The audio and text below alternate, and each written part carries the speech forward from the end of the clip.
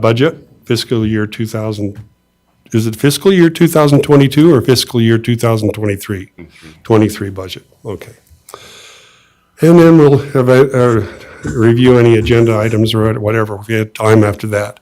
We don't have any closed sessions today, do we? Unless something comes up. Right. Okay. All right. Sean, why don't we kind of turn the time over to you and start the discussion on these annexations and whatnot. And I know there's been some issues with some folks around town that are having questions about this, so timely thing for us to talk about. Yeah. So Lindsay's going to pull up a presentation.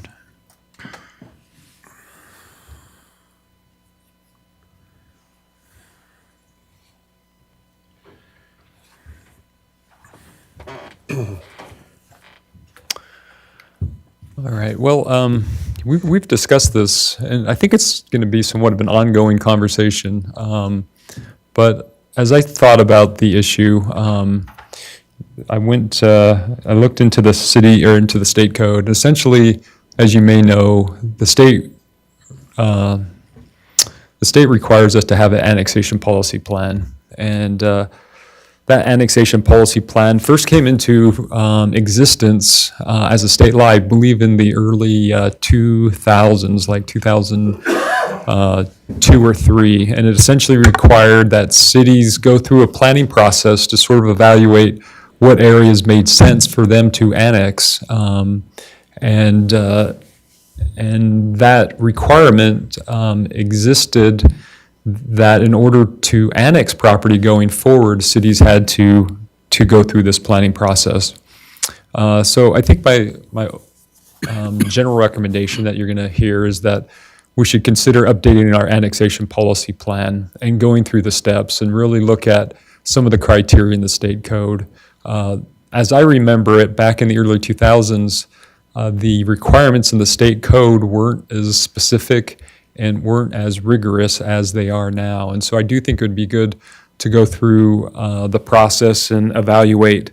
And it's really focused upon, the state code is focused upon providing municipal services. And this is the definition of what municipal services, and I scratched out the ones that we don't provide, which is just electrical power. And I think it's frankly a really impressive list when you think about all the services that Tremont City provides, and we provide even more than is listed in the state code.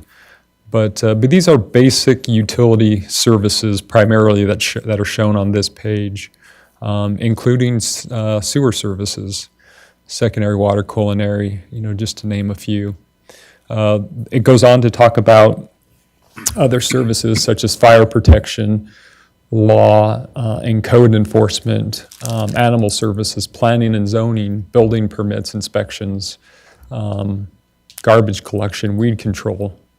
It even talks about the facilities associated, like physical facilities, maybe such as, obviously a wastewater treatment plant would be one of those, but could even, be considered City Hall and how, libraries, how do we really provide services for the area that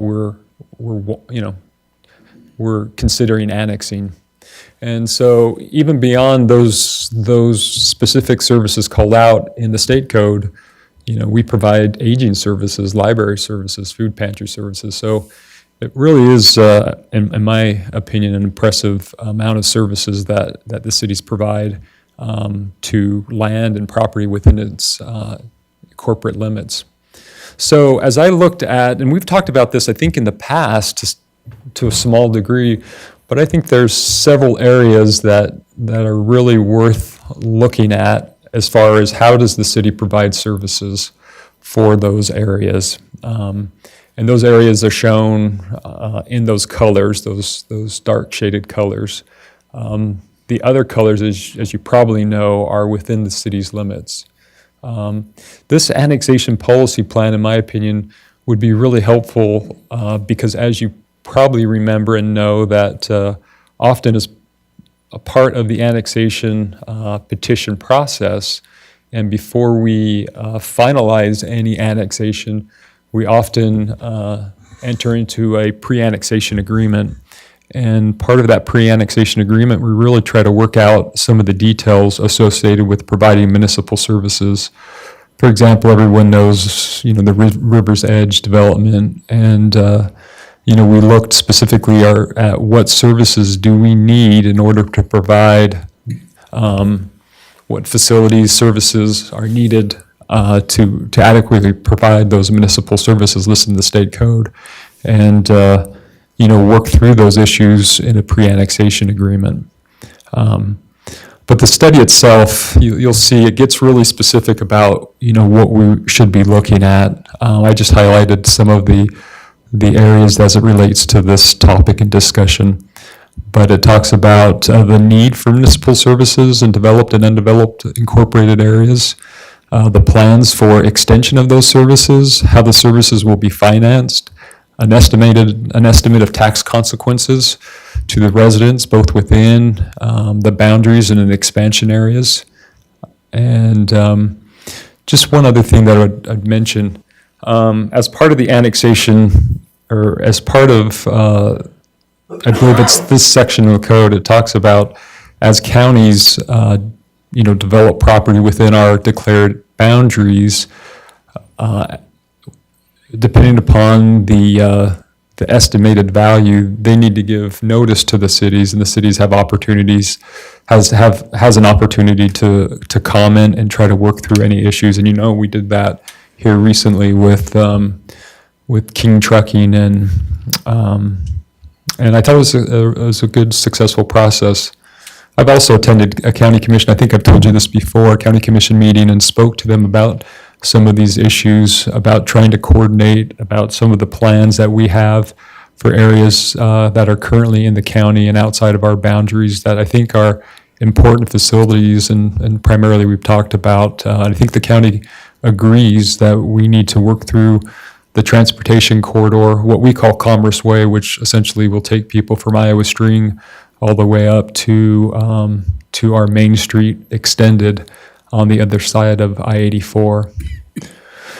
So here's some other things, the Planning Commission, the City Council, as part of this planning process, should consider the projected costs of the infrastructure, urban services, the public facilities, full development of the area within the municipality, the expansion of infrastructure services and facilities into the area that's being considered for the inclusion of our annexation areas. It talks about, the need for additional land, and it looks at a 20-year timeline for residential, commercial, industrial development. Why we're considering certain lands that are maybe agriculture or forest or recreation areas. Some additional consideration that would be worked out through this more in-depth planning process is trying to avoid overlaps of municipal services. A good example of that in Tremont is there's a, Paul might need to help me, it's a Garland Cemetery District, and it overlaps with Tremont City. And so residents are, it's a taxing district, as I understand it. This Garland Cemetery District taxes residents within our city for cemetery, and obviously we have our own cemetery that they also in theory pay into through different taxes. And so you're really trying to look at making sure there's not overlaps, and in some cases there could be like that one. I don't know if that would prevent the city from annexing, but the idea I think is sound in that we want to make sure that there's no overlapping boundaries to the greatest extent that we can. We're also trying to eliminate islands and peninsulas. In Salt Lake County, it's really kind of messy because there's areas throughout the county that cities have incorporated and left islands, and that becomes really inefficient because the counties exist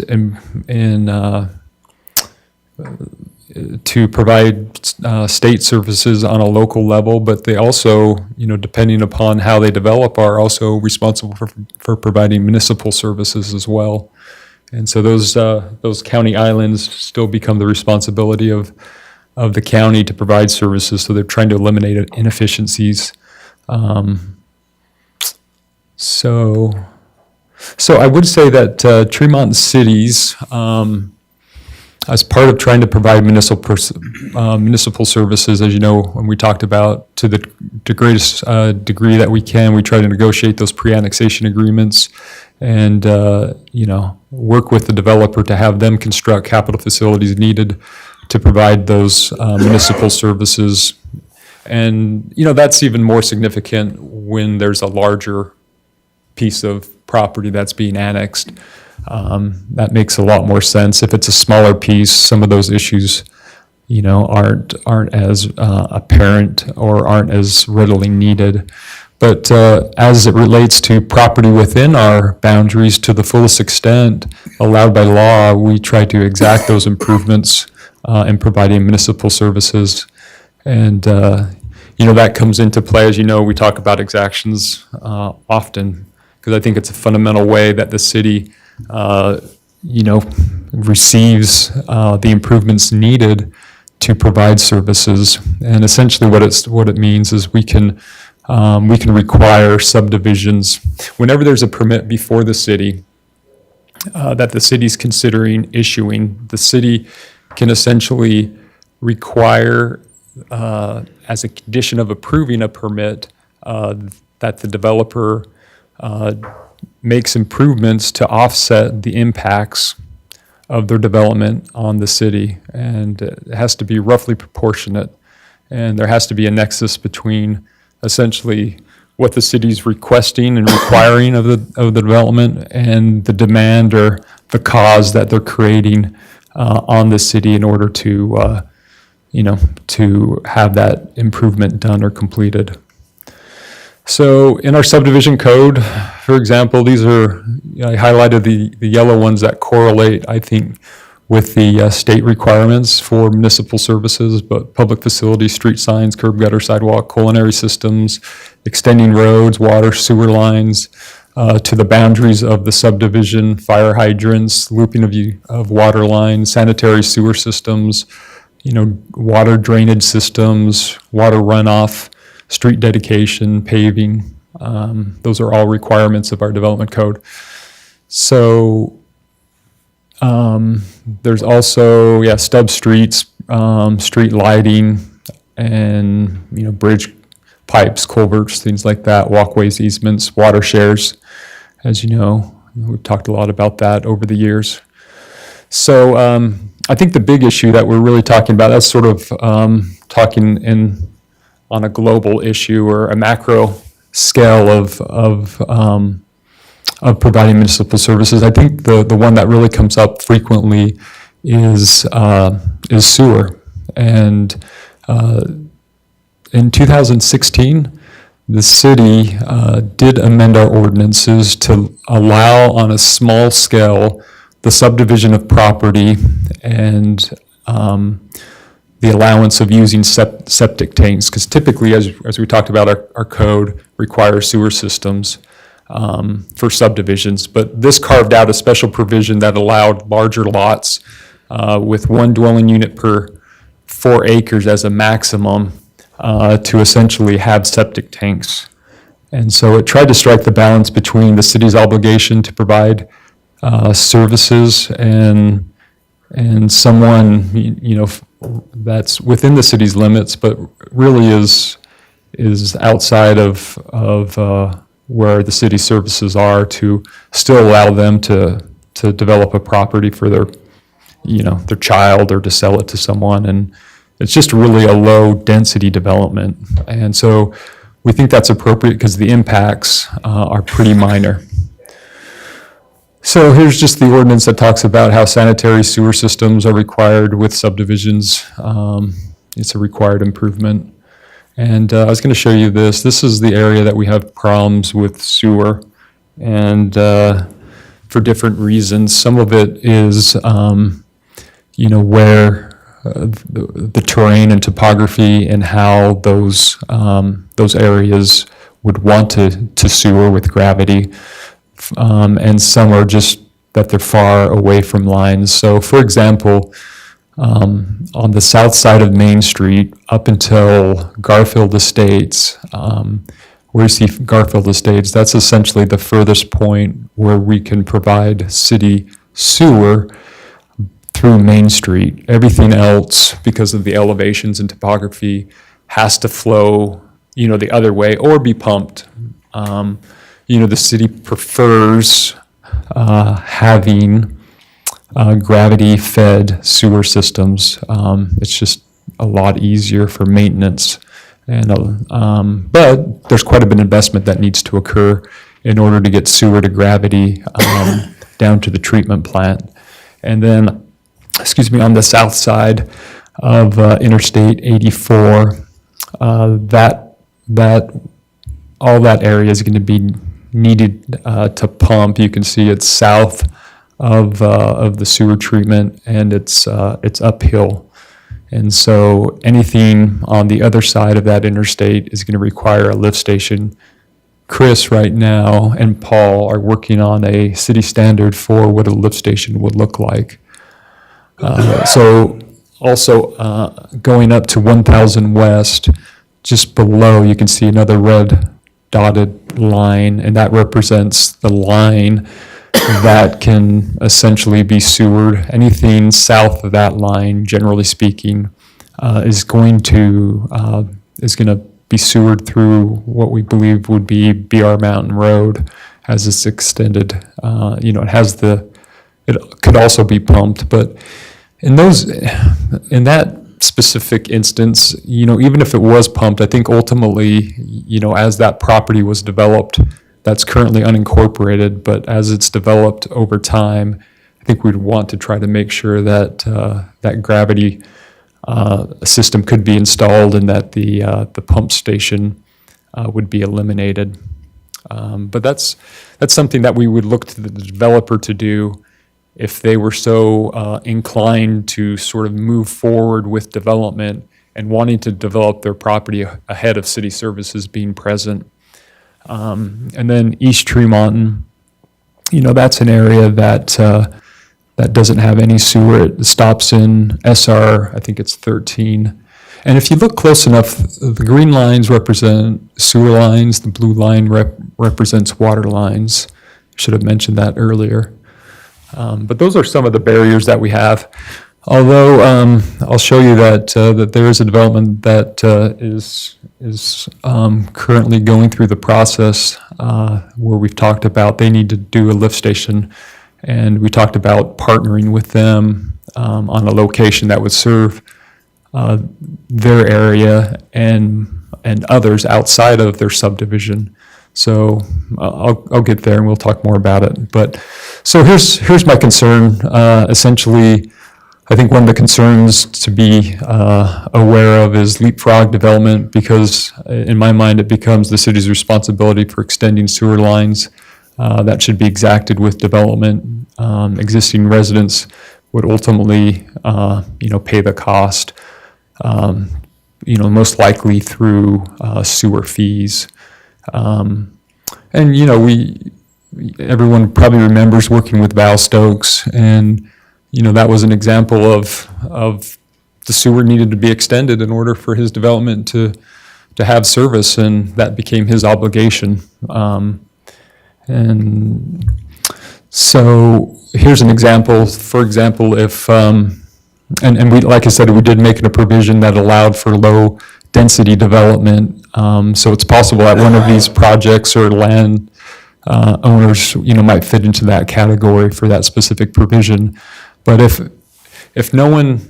we don't require development to extend it as part of the development process, then it becomes the city's responsibility, and that whole area could be, the city's responsibility, potentially depending upon the development patterns that exist, and how that, plays out. And so here's concern number 2 is, impact fees. Impact fees are a form of exaction. And when we exact an impact fee with the issuance of a building permit, it's because that they're creating a demand. But if our standards are such that they're not, creating a demand and we prove an additional or an alternative improvement, I'm not sure we can charge impact fees on them in the future, potentially, if the sewer system was extended. I talked to the Ombudsman's office about it, and he didn't come up with a clear, definitive answer. And this has been a while ago that I talked to him, but that's a consideration to follow up on. And this is another concern that I have is typically some of these areas that we're talking about don't have access to secondary water. And, a lot of the area that's being developed right now is within area where the city can provide secondary water. And so we can issue essentially 3 homes with secondary for every home that does not connect to secondary. And so, we've bonded $7.5 million to build out our secondary system. And, a big portion of our impact fee is associated with repaying some of those bonds. And so I just feel like the concern would be that it would really impact or reduce the number of homes that we can provide culinary water if we don't allow or require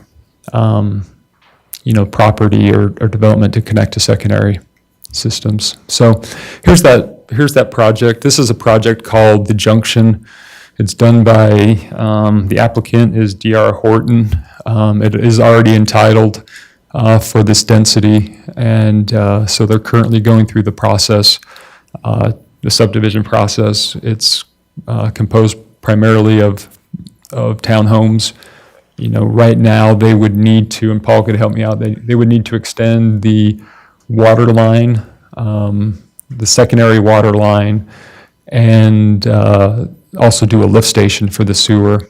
And that's, one of the things that Chris is working on is just looking at, where would be the best area to site a pump station to provide coverage for area further south than that development. D.R. Horton, because they're a large national builder, well capitalized, and essentially, our preliminary discussions, they've volunteered that they would essentially, build that lift station, upsize it, for to provide services greater than their development, and take impact fee credits with their development. So that one's sort of an emerging opportunity that we're currently in discussions with D.R. Horton about. But that's here's another closer look at it. And that's all the information that I prepared as a overview. Council, do you have any questions? Well, what's been mentioned before in this meeting is that there may be some needs in our area for individuals who want more land. We've talked about Mr. Madsen and how he wanted to annex in, and of course that didn't happen, but it had a lot to do with just the fact that, again, we didn't have the ability to bring to him those services that he needed. Mm-hmm. So we found a way to go around it, but we would like, I think that we would like to have larger lots for individuals that want that. Right now we're kind of dense, mm-hmm. in a sense, and there might be individuals, we know there's individuals that would like to see their homes being built on acre lots or whatever. Mm-hmm. So I just think if we can't get them the service, we can't put a barrier in front of them to stop us from annexing in and taking care of that subdivision. And so, Mr. Madsen, for example, I think if it was designed right with the right septic tank systems, they could use septic tank until we get the sewer out there, and then we hook in.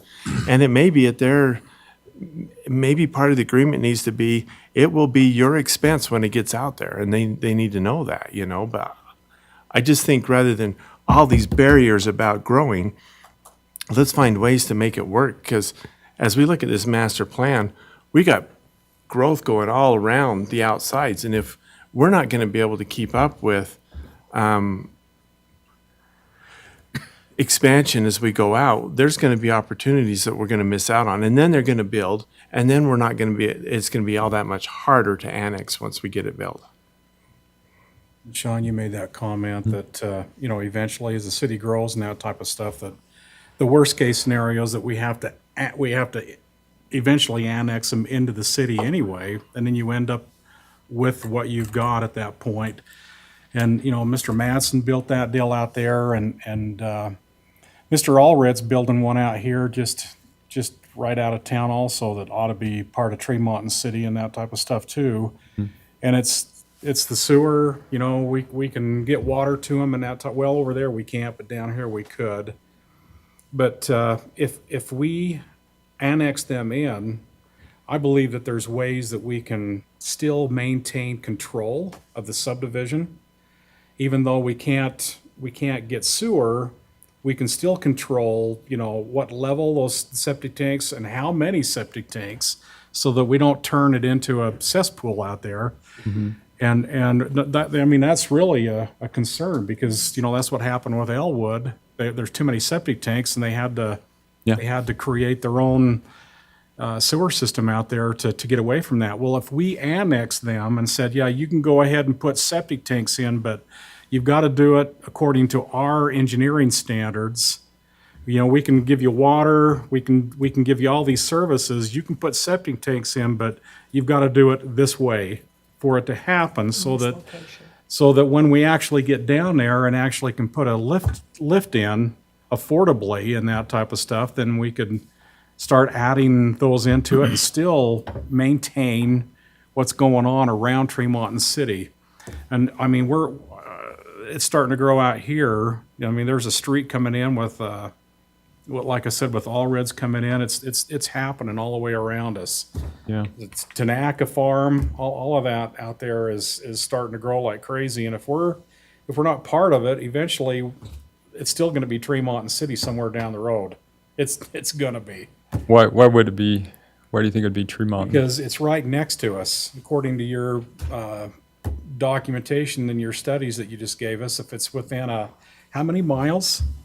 What was that, a 4-mile standard? I don't know. We could go back. Or 5-mile standard is the very beginning of what you were talking about.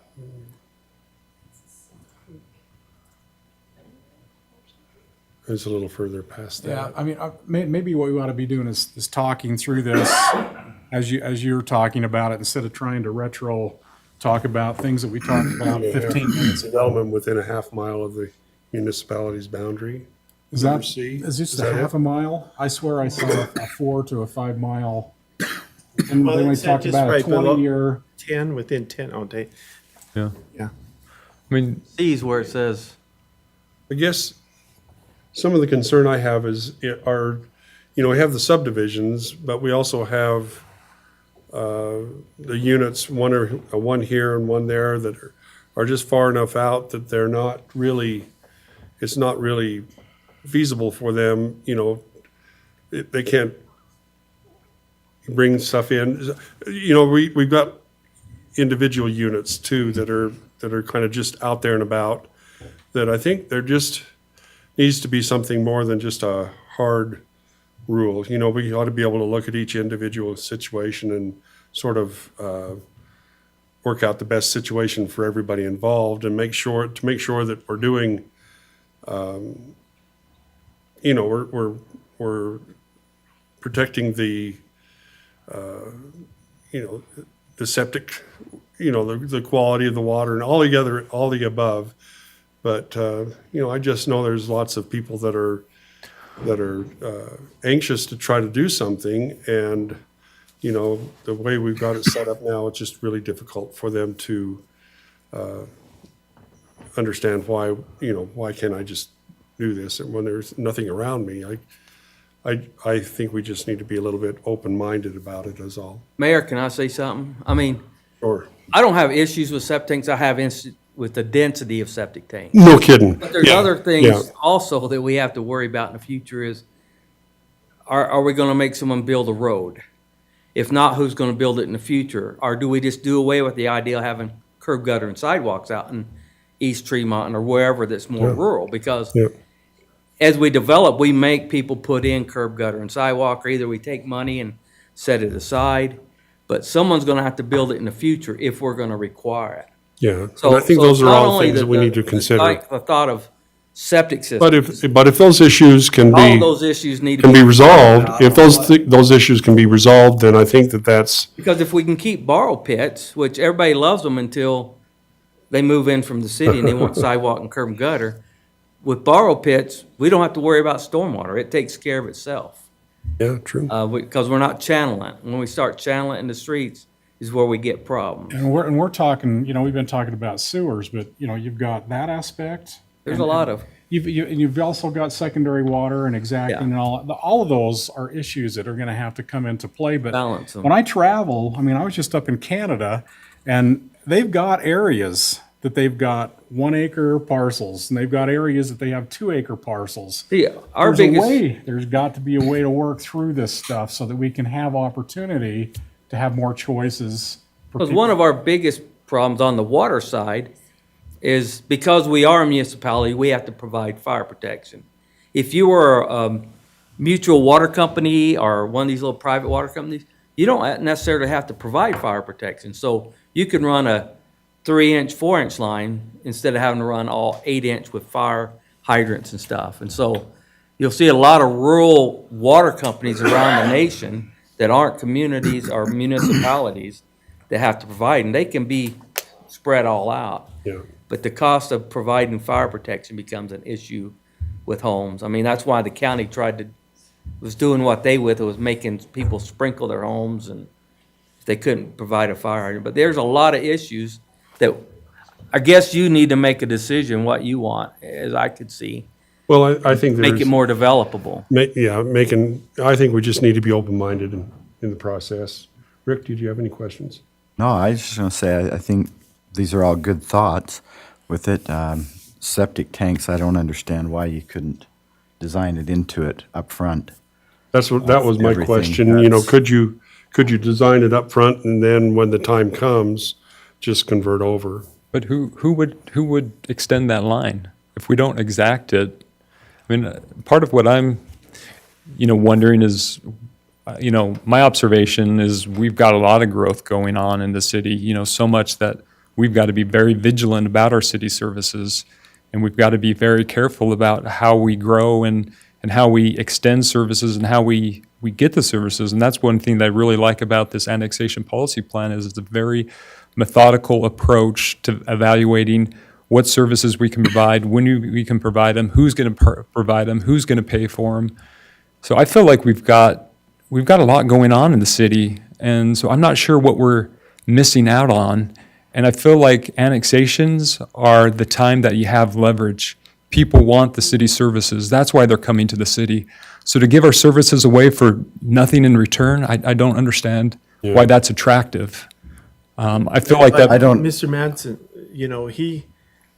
how hard is that gonna be now to go in and annex that after the fact?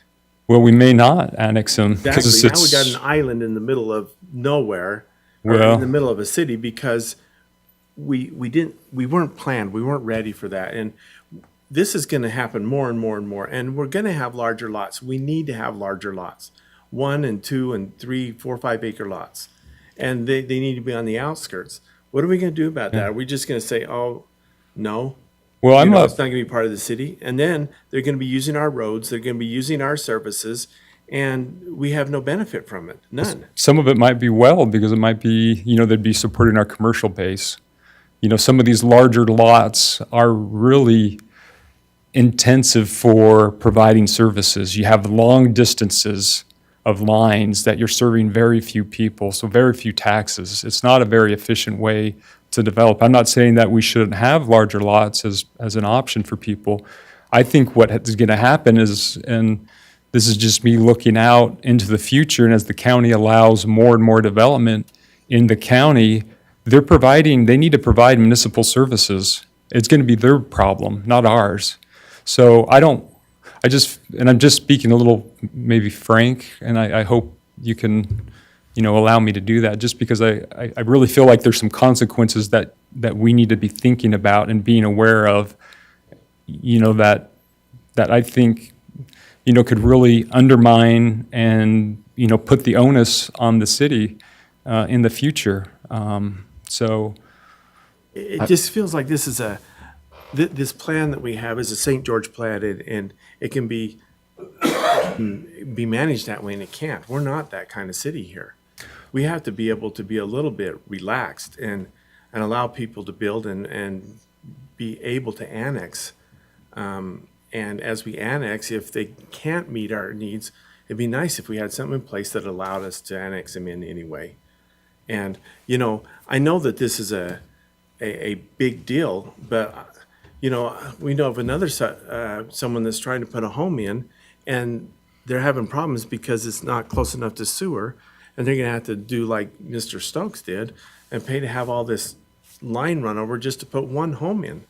It makes it prohibitive, and I don't see why they can't have a septic tank until the line goes in front of them, and then they have to hook in at their expense. but who would, and that's the other thing, I mean, it really becomes difficult after the fact, approaching a homeowner and say, you need to connect, because it's not easy. And maybe there are ways to make it easier with a little forethought, but it's a hard conversation. I mean, we have people within 300 feet that, maybe they should be connected, maybe we should force it, but puts a big onus on a property owner to sort of do that after the fact.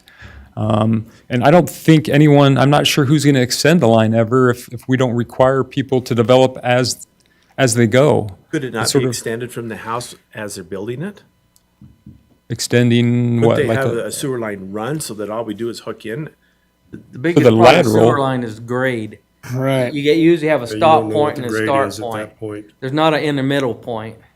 Because then you never So match you the wouldn't know what the grade. grade is? Yeah, you would never match that grade. It's a difficult task to match. Where water, you could do that. We have done it with secondary on some sort, but If you sewer's would have different. annexed them to begin with, you can control how deep and everything else they put the stuff, so that when we do run a sewer line by, they could connect if they wanted to. But let me back up a step. If the county health department is helping us monitor, I mean, in my mind, somebody puts a septic tank in, it takes precedence. It's the first one in the ground. Well, that ought to be set up so that there can only be so many septic tanks, and the county's living by that right now. And so that you can only put so many septic tanks in per how many acres. And if it's next to a well, I mean, you can't, they've already got the standards set. If we allow somebody to put in septic tanks and we run water to them, do all the other stuff except for septics, there really shouldn't be a need to even if we run a sewer by there, that they have to hook up down the road if there's not too many septic tanks in that area. If it's been monitored and we controlled it from the beginning, but now we have no idea what happened out there or what's going to happen in any subdivision. And you're right, at that point, it's too late. We don't know how high they are, what grade they're at, or anything. But if we would have annexed them and kept control of the situation, then we would know exactly what was going on. And what do you do for existing? What if they have all that now and they don't even want to be annexed in? Yeah, then Two neighbors do and two neighbors don't. Do we? yeah, I mean, like Mr. Madsen's, for example, it's not very conducive for providing municipal services. It's 40 acres, is it a half mile? I think it's a quarter mile, so cul-de-sac, no looping of utilities. It's just a big, gigantic cul-de-sac. And that's not very conducive for the type of development of providing municipal services where you have connectivity, you have, lines that loop and interconnect, and then you can stub it into the adjacent property. I feel like it's a different type of development. And I'm not saying that if you don't want large lots, we can't, we could try to work through it. But typically when developers want smaller lots because that's what people can afford, frankly, right now. And like I said, I feel like that type of development pattern is very expensive. And it's very expensive to maintain just because of, the few property owners that are there that, compared to all the line that's ran to provide those services. And secondary water, I think, it's a really big deal because we need to be able to have that secondary water system to extend our culinary system. And so by allowing some of these fringe developments to have our water, we're sort of undermining everyone else who's in the city and, who are paying taxes and who are participating and contributing in some way. So, Unless they have a well or water rights and they're watering their own property. yeah, Yeah, these aren't absolutes by any They got their own means. water shares or that kind of thing, then it's a little different story. Yeah, the developer comes in and he says, we want to put acre lots in, let's say, and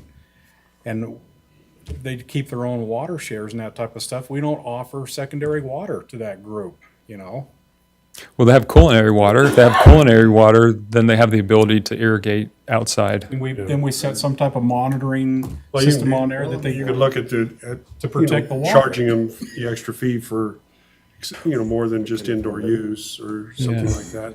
Well, why don't we, It just feels like we argue about this, and Sean, you say your way, and then we'll wait 6 months from now and we'll argue about it again. What are we going to do to follow up on this? Are we just going to drop it and leave it the way it is? Well, ultimately, I appreciate you allowing me to express my opinion. As you know, I do have strong opinions about it because I feel like in the end, it's going to be, yeah. And you guys, you as a city council, make the rules. I think one of the hard things is how do you define in an ordinance sort of where you divide the line? It becomes really problematic. I mean, tricky. And I'm not saying it can't be done, but I don't know what that criteria is. And maybe that's something the planning commission could work on. Maybe that's something you as the council can discuss in a workshop. I mean, ultimately, it's your decision, so I'm not trying to undermine you. I'm just trying to share with you what my insights are to the issue. I would think a good plan would be to bounce this to the planning commission and let them discuss this, and because they would go into some real good depth about it. And what do you guys think? There are cities out there doing what we're talking about. I don't know why. I don't know who to contact how to create a network to go out and find out how their cities are doing it. Do you know which cities are you thinking of? No, I can see it happening. I can drive around and see it happening. I mean, like, I don't know, Deweyville, I guess. Go around and I'm talking further south and out of the state. So drive around. It's crazy to recreate the wheel. I mean, if somebody's doing it, we ought to see how they're doing it. Yeah. And see if it's feasible or not. I don't know how to tap into that market. And did you say it's in-state or out-of-state? Both. Oh. If you can tell me like the cities or areas or something like that, we I'll do my can, own personal checking to see if I can find areas. I mean, I think Cooper or maybe some of those areas on the West Haven. I don't know the areas far west, but I think those communities are more rural. So I'm not really sure do you know, Paul, what, if there's Well, special Hooper services? put in about 10 years ago a vacuum system for their sewage to handle all their rural. I mean, it was a whole different new, first one in the whole state. West Haven and them, a lot of them are operated by a water company, so they don't even offer sewer. So they'll allow bigger lots. Some of them make them put in little regional secondary systems out there in that West Haven area west of Ogden that aren't served by a municipality. Like Cooper's a district, they're not even a municipality. Oh, they're not incorporated? They're a sewer improvement district, and the same way at their water. So it's a county developed? The county, county function board, Bothwell, it's just, yeah, you those have a type name of that- things. Okay. I'm trying to think of cities that would be in our same. Like, what about Richmond? Is Richmond like, Richmond might be, they're a lot smaller, but Richmond, Smithfield might be. I'd have to check with Smithfield, see what they do. are you trying to, is it like larger lots that you're trying to do? So you just They'll want, bring in like a whole it'll be a 40-acre parcel or something like that, and they all look and smell the same, you know what I mean? But they're annexed into the city. They're just a different size lot is what they are. They may be ranchettes and not require as much curb and gutter. In the front, they need a curb and gutter, but, you know, they need to be able to raise their cattle and horses. Animal rights and stuff like that. Or equestrian type situations. And we had a subdivision standard set up to where they could do away with curb and gutter and sidewalk. I mean, we had a pavement with the concrete protection strip to protect the edge of the asphalt, and then allowing a borrow pit instead of, and it just didn't fly. I mean, Michael looked at it on, well, right now where Aspen Ridge is, or Aspen, whatever that is over there. He looked at doing that, but nobody would buy the lots. Well, it was the cost. It turned out to be the cost and just, you know, By the time you put in the infrastructure, and his would have had sewer, but no storm drain per se like we use. It'd been a lot of it in borrow pits. and I think that, you know, I think those kind of things can be sort of explored and everything, and it sounds like maybe we're going the right direction with getting this thing on the, you know, if we can have the planning commission sort of explore this a little bit.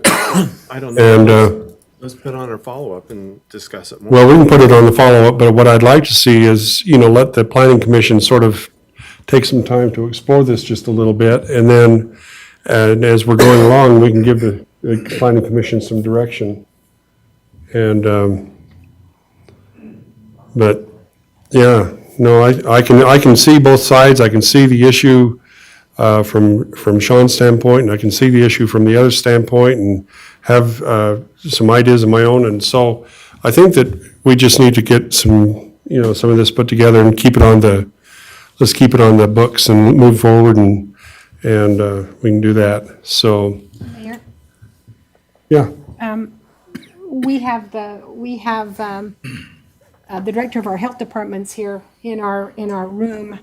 I think he would be possibly helpful to us as we look at understanding more about septic tanks, and, you know, where he's lived in different counties in the state of Utah. Sure. He may be could offer us some information that would help us as we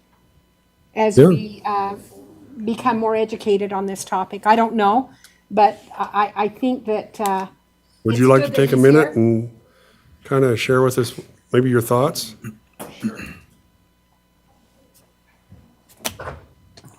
I listened to the song. I Do I need to say my name, by the way? Yeah. Wouldn't hurt. Yeah. I didn't know if we were. Jordan Mathis, I'm the director of the Bear River Health Department, and I dealt with this very issue in other areas, Roosevelt City specifically, which is pretty well situated, similar to Tremont, a growing community that has county development right on the edges of it with regards to septic. And I understand the different issues that you're trying to face. Councilman Vance is correct. Sometimes when there's issues on the border of a city, this was what happened in Roosevelt. There was issues with septic system that required a sewer for a solution because it was developed in the county that didn't require even storm drainage and things like that created issues around the septic systems. And that everyone went to the city for the solution. And it put the city in a really hard spot. And it put the residents of that community, because the few that weren't having issues didn't want to annex. And so trying to reach that threshold after the fact was really created a lot of issues in that. Eventually they did find a way to annex, but it wasn't easy. There was lawsuits to the city, the health department, and the county over the issue. And so I think there's ways that we can, as a health department, work with municipalities to work towards solutions that do make it easier, whether it's front-loading annexation where you guys set the rules that in our approval process for the septic system, we're checking the box that says it meets Tremont City Code. There is the issue of who eventually runs that line. And I don't make that decision. That's one of those decisions that the city or developers have to determine. But in the communities that we've worked with, and it is a struggle, but we have at times where we knew that sewer was coming by, we have required, we will approve septic, but it requires the stub to the road. But grade's not always easy to predict in advance. But I'll tell you, the biggest hurdles after the fact are the cost to the resident for both the connection fee and just digging up and taking care of the septic system. Because you have to decommission the septic system, and then you have to dig up typically your front yard, which is the one you want to keep nice for all your neighbors to see. So you have to dig up the nicest part of your yard to put that line in, and it can sometimes be a real issue. The other issue was the acre lots are hard because these were all acre lots that we dealt with. And for a lot of people, they wanted the furthest setback that they had. So acre lots mean more expense to that individual when they do connect. But I think I would love for the health department to be involved so we can be supportive of whatever decision this council makes. And our governance of the septic system supports growth that you guys want to promote in your community. But I can tell you, it's a lot easier to fix it up front than it is to try to fix it after the fact. Yeah. So trying to get it right is not easy, but it's worth it for sure. Thank you. Thank you. Let's go ahead and take a little break before our regular meeting, and we'll meet you in just 5 minutes. That was awesome.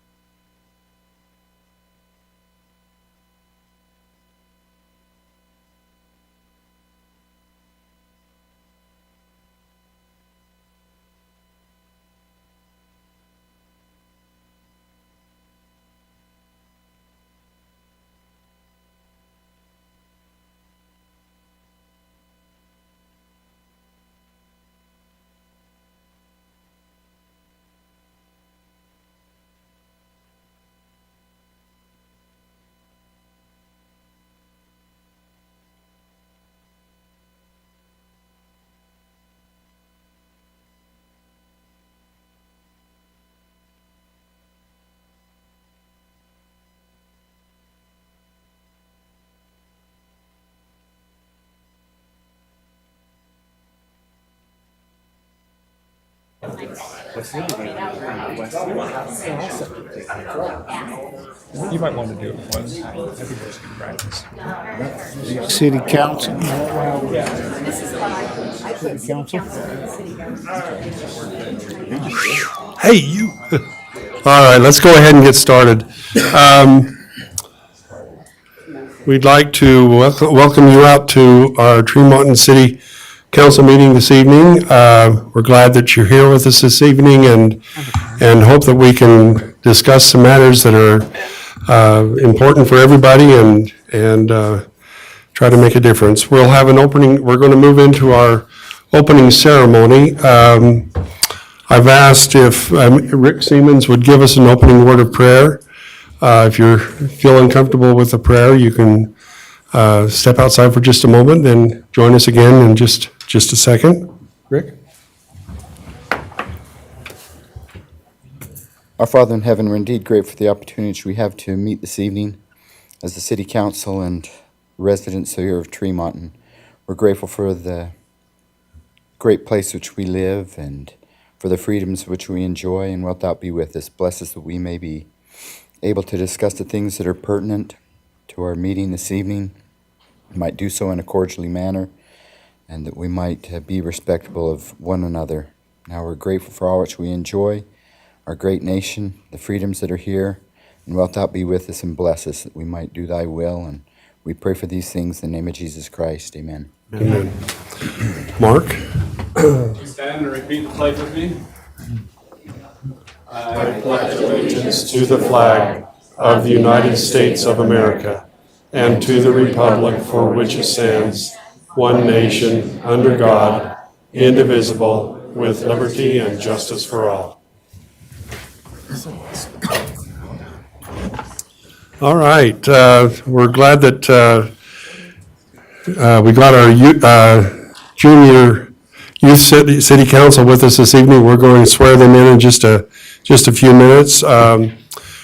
We've got with us here tonight Sean Warnke, our city manager, Wes Step, Connie Archibald, Brett Rohde, Rick Siemens, who are council members, Mark Christensen, our assistant city manager, Paul Fulgham, our public works director, Brian Crockett with the police department, and Robert Lacroix with our fire department. We're glad that you're here with us this evening, and welcome to all of you. We're glad that you're here.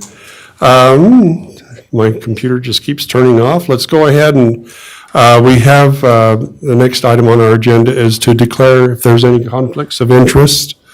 Council? Mayor, with the budget, I still have a conflict of Okay. interest being a full-time employee. Okay, very good. Thank you.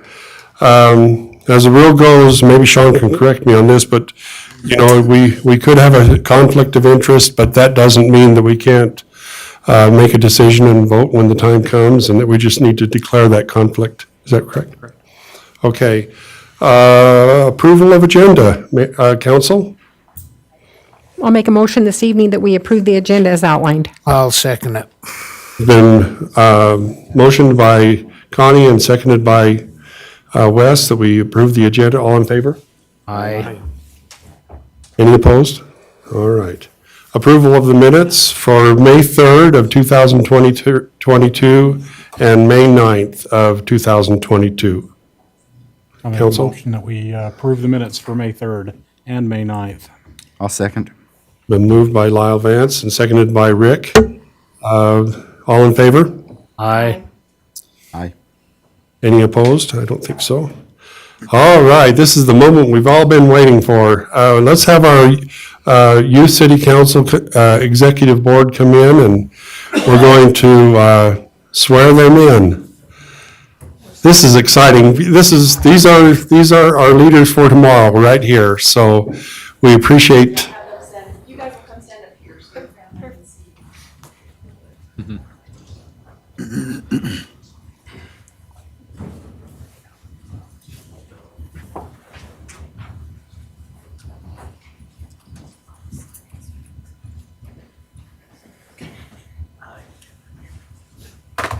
Try and stand back here,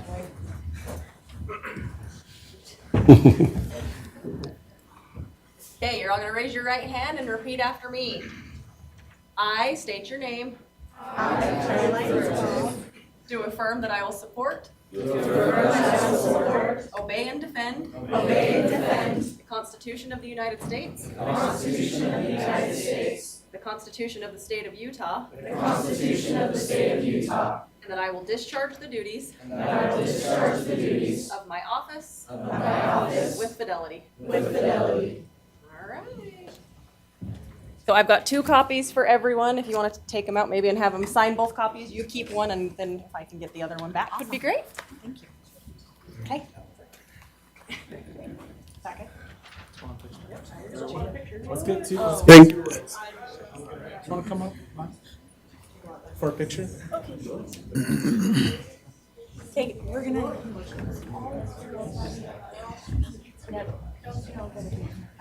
Do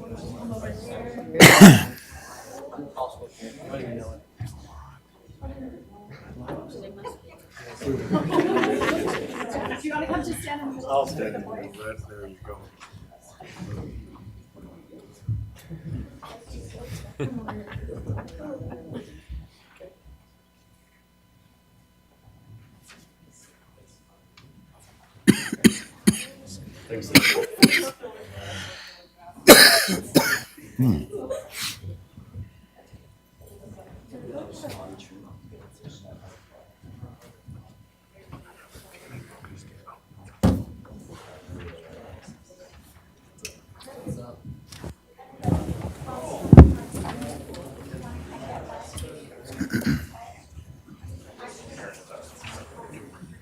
All right. Next on our agenda, we're going to have a presentation by Jordan Mathis, who is with the Bear River Health Department, and he's going to give us the Health Department's annual report. Thank you. Thanks for being here. Yeah, thank you. Oh, thank you. Okay, that's our annual report.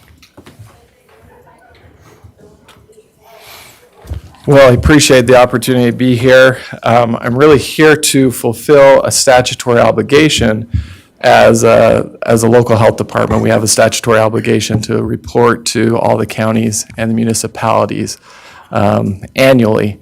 We do that in the form of our annual report, which for those that are here, if you're interested, is at brhd.org. And I'll just go through it really quickly, but I also want to, more than reporting, is what I talked about in the earlier meeting, is opening the dialogue and creating the relationship. Because so much of what your whole meeting seemed to be a lot about public health. Zoning and planning were actually the reason they happened was because of public health. Getting water and sewer as society went from being more agricultural to living in cities. Okay, sounds good. They started planning and zoning and put those things in place to protect public health, to help protect those things. So you guys don't call it public health, you call it planning and zoning. I call it public health because the work that you do, so much of the work of public health happens way outside of the health department. You guys do it every single day, and we appreciate it, and we really do view you as a critical partner. So anything we can do to help support you in that, please don't hesitate to reach out. One of the biggest things in the last year, in 2001, was the health department turned 50 years old. 50 years ago in August of what year was it? 1971, the counties came together to form the Bear River Health Department to serve Rich, Box Elder, and Cache County. And so there's a nice little timeline there for you to look at some of the big events that occurred over those 50 years. And we really do look forward to serving the communities for 50 more years. You may know that I'm relatively new to this community, been in the position about a year. It's really historic that your health department has actually only had 3 directors over a 50-year period, and that third director only serving for one of those 50 years. So pretty historic across the state and the nation. The board members are the makeup of our board, the governance of it. If you're curious, we have a county elected official from each of the counties, and then those county governing boards will appoint, according to our interlocal agreement, at-large members. They are, in some ways, a legislative board in the fact that they can enact public health ordinances around things like septic and other issues to protect the public health. But our board members are 9 members. Jeff Scott from your county, Jeff Scott is a board member. Kevin Hall, the owner of Peach City. And then we have Cade Palmer, who's a deputy sheriff for the county that serve and represent Box Elder County on our board. I'm not going to touch on too much out of the message. The message from me as a director was, I think the biggest thing coming out of the last couple of years is how critical baseline health of our community is. That was one of the biggest indicators. The higher level of baseline health the population had, the better it fared through the pandemic. That was one of the biggest key factors. Other than next to age, there was obviously a big age gradient with regards to the severity of the disease, but next to that, it was how healthy is your baseline health. And so that was important. A couple things on how we're funded. Probably the biggest thing that you'll see in the expenditures, we stay relatively the same. We did have a big infusion of $2.4 million of really federal dollars that came in a response to the COVID response. If you look over at our revenues are comprised of 3 different things: contracts from state agencies such as Utah Department of Health and DEQ, fees that we collect from the public, whether that's permitting fees or service fees, and then we do receive from each of the counties some of the county taxes that they collect. And then the rest of the report is really based around our strategic goals. We do have a goal to have the healthiest people in the state. And we have developed a plan that the board has adopted to help us develop that. We've really repositioned ourselves to have a team that focuses on health strategy. And what that means is just a term that says everything that we do needs to have data driving it. And if we're going to do something, we need to measure to make sure that it's actually having an impact. And that's our goal in trying to ensure that we have a healthy population, is tying it back to evidence and data.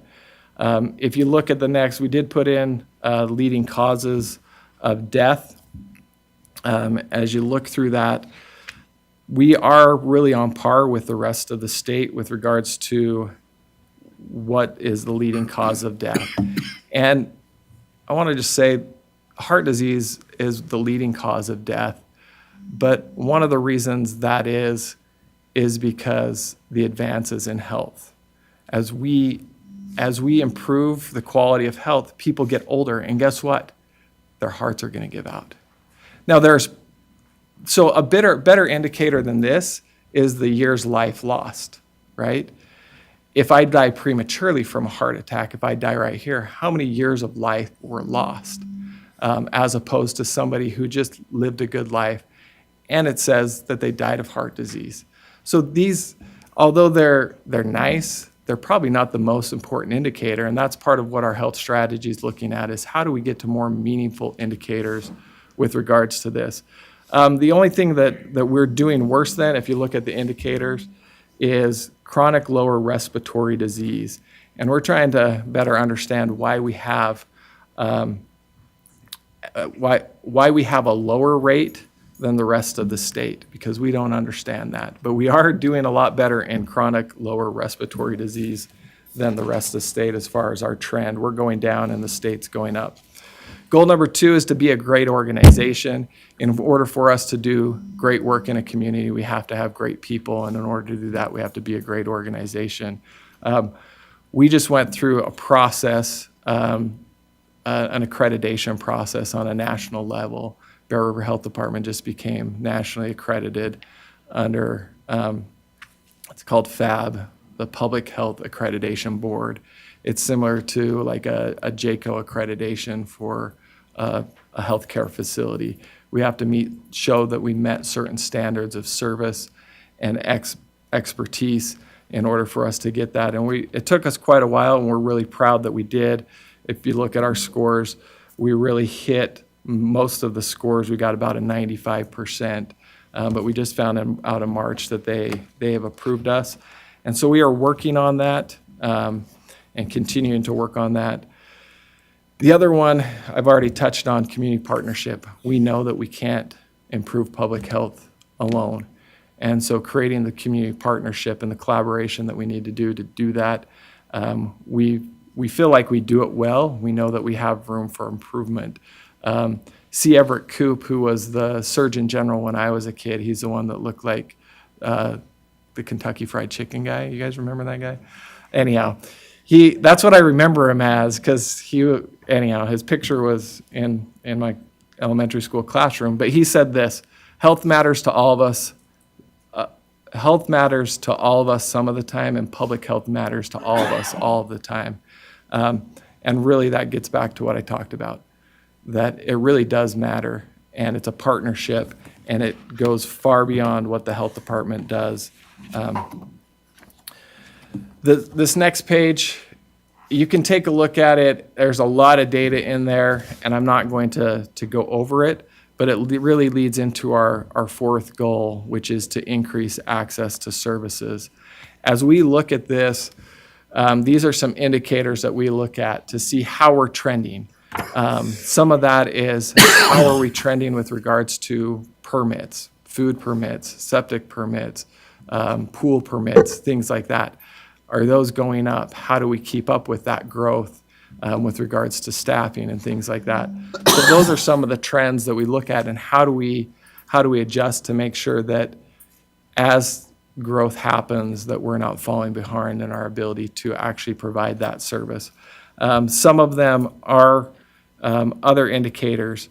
If you look at our WIC program consistently is going down. It's a program that the number of enrollment are going down. And the only good thing I can tell you about that is we are going down at a lower rate than the state and the nation. So our bathtub is draining a little bit a little bit slower than the rest of it.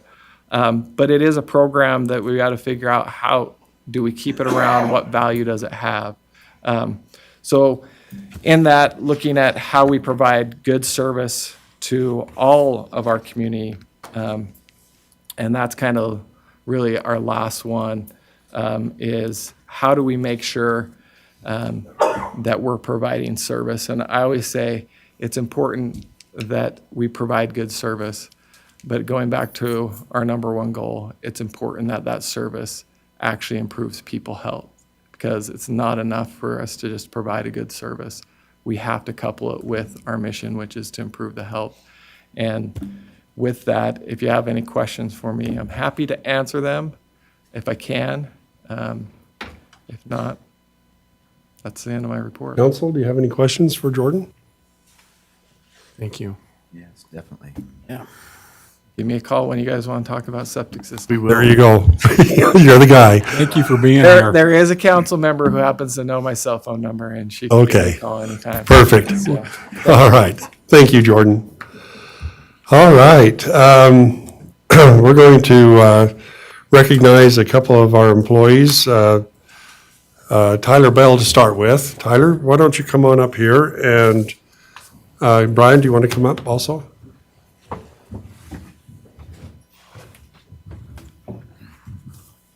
Tyler's been with us for 5 years now. Police department? Yes, sir. Appreciate. Thank you. I know it's a good day when I drive past a police officer and they drive down the road and they wave at me, so I know that it's a good day that day. Thank you. Did you want me to say some Yeah, words why about don't him? you go ahead and. So, let me get to my notes here. So Tyler and me go way back. I actually remember the day he was born, because that was my 18th birthday. Tyler was about 30 years later. Anyway, so me and him share the same birthday. Tyler is an Air Force veteran, and he worked in radiology and has a degree in that. So he could be out making a lot bigger bucks than he is being a police officer, but he loves being a police officer. And, Tyler's already done something that I've never done in 25 years. About 3 years ago, he was the first officer to respond to a homicide out in the county. Individual had killed his spouse, I believe, and then tried to kill himself. And Tyler was able to render first aid until EMS got there and saved his life. And the guy's, on his way to prison now, I guess. Anyway, so we appreciate Tyler and everything he does. So thanks.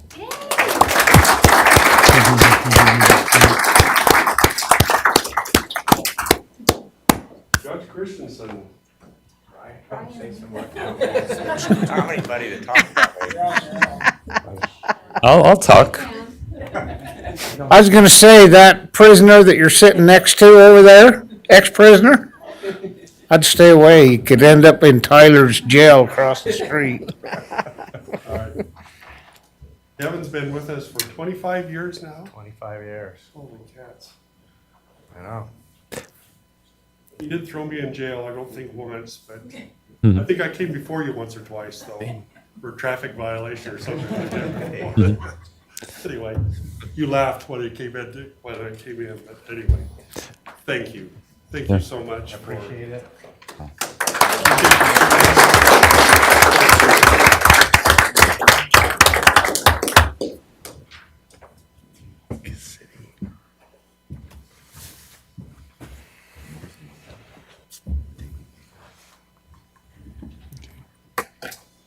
All right. We've got great employees in our city, and we appreciate so much everything they do for us and makes this city work. And without them, I just don't know where we would be. This next section is your time, the public comments period. Maybe just a little prelude here. There's been some discussion about the budget, and we're going to talk about it this evening a little bit. But I want you to know there's no decision that is going to be made tonight. We're going to discuss this. We want to hear what you have to say. We're going to deliberate with each other and discuss the whole thing. What we do want is, what I want is for this to be respectful, and we want to listen. We want to listen to what you have to say. Your ideas are important to us, and we don't know that we have all the answers. Clearly, we don't have all the answers. That's why this is a community, and this is why we want to let the community participate. So with that, I'll kind of open up the public comments period. There's no time limit. We're just going to listen to you. We're going to hear what you have to say, and we'll go from there. Public comment period is open. And when you come up, if you just state your name and... Hi, I'm Candace Scofield. I'm married to Rusty Scofield. He's worked for the city for 27 years. I worked for Audley for 27 years. I'm going to try and talk slow, because when I am upset, I talk fast, so I'll try to stay calm. He's always asked me never to talk, say anything, because he works for the city. We've watched the last few of these, and I'll be honest, I'm pretty upset with how people treat these guys. They work hard. They work really hard for this city. I've gone many holidays where my husband's been out pushing snow, where my kids waited. There's been many times he's come home, his hands, just like today, his hands are hurting from digging because they don't have people to backfill. He has to step up and work harder because you don't have the people. You don't have the money. And everybody keeps saying, oh, they're overpaid. They aren't overpaid. You can go to Autoliv and make $20 an hour starting. I'm in an air-conditioned building.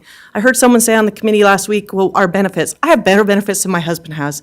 I have a 401k, I have a pension, I also get profit sharing. I also have a clinic I can go to, it costs $10 to go to. So the benefits aren't there. He loves the city.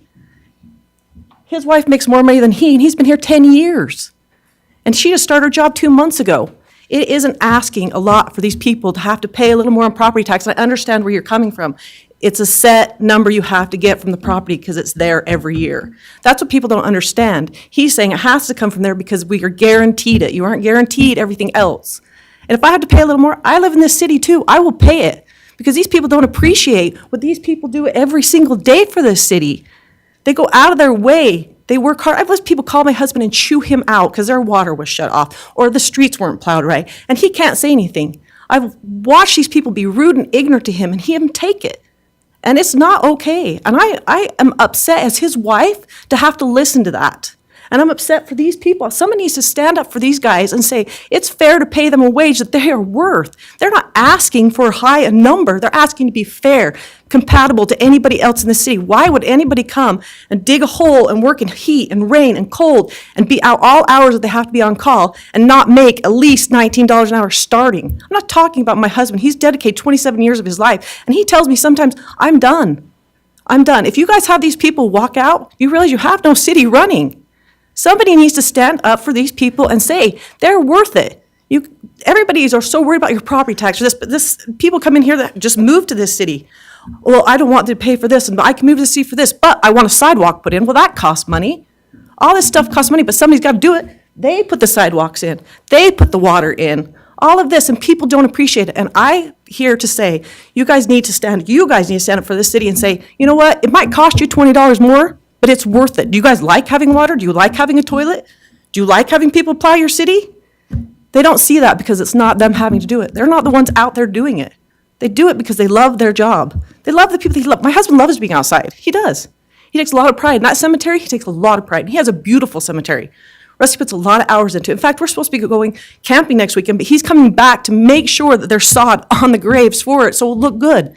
And I said, honey, we're going camping. No, this needs to be done because he loves his job and he loves his city and he takes a lot of pride in it. And I take a lot of pride in my husband. And I'm going to stand up here today and say, every one of these guys are worth what they need to be paid. And you guys have got to figure it out. I'm sorry, I get upset, but I'm passionate. Like I told Rusty, someone needs to stand up and say this because nobody else is. They're so worried about the bottom dollar. I pay just as much gas as everybody else. So I'm just saying, you need to take that in consideration. People are going to be mad about property tax, but it's got to happen. It's got to happen. You're not going to have cops. Like I told Rusty, these police officers go to school. You go to get an education. You get paid for it. You go into college. You get paid for your degree. These guys go to college. They go to a police academy. They get paid. They should get paid for what they do. They put their lives on the lines every single day. I am grateful. When there was an accident last weekend and my son's best friend was hurt very severely, there's nothing more. I was grateful that these people showed up to take care of him. And a lot of these people donate their time, but a lot of these people are underpaid. The police officers are there. Thank heaven somebody was there to help save that boy's life. But if you don't have these people because they aren't getting paid, we're the ones that are going to get hurt because no one's there. I'm sorry, I will stay calm, but I really want you guys to consider this. I appreciate it. Thank you. We are. Thank you very much for your comments.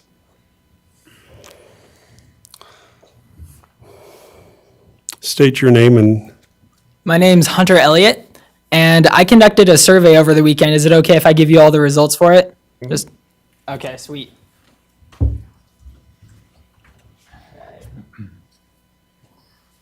Thank you.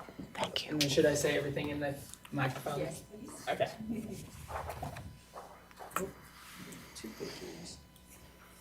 thanks, Hunter. No problem.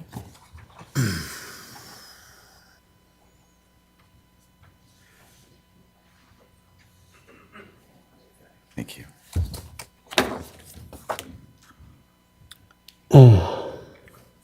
All right. So I've lived here for about 12 years. That's when my family moved here. When we moved here, I was really into skateboarding. But when we got here, I realized there wasn't really anywhere for me to do it, it being the country and all. I went to the skate park and everything was really big, really steep, and it really intimidated me. So for 12 years, I put off my dream of being able to skate.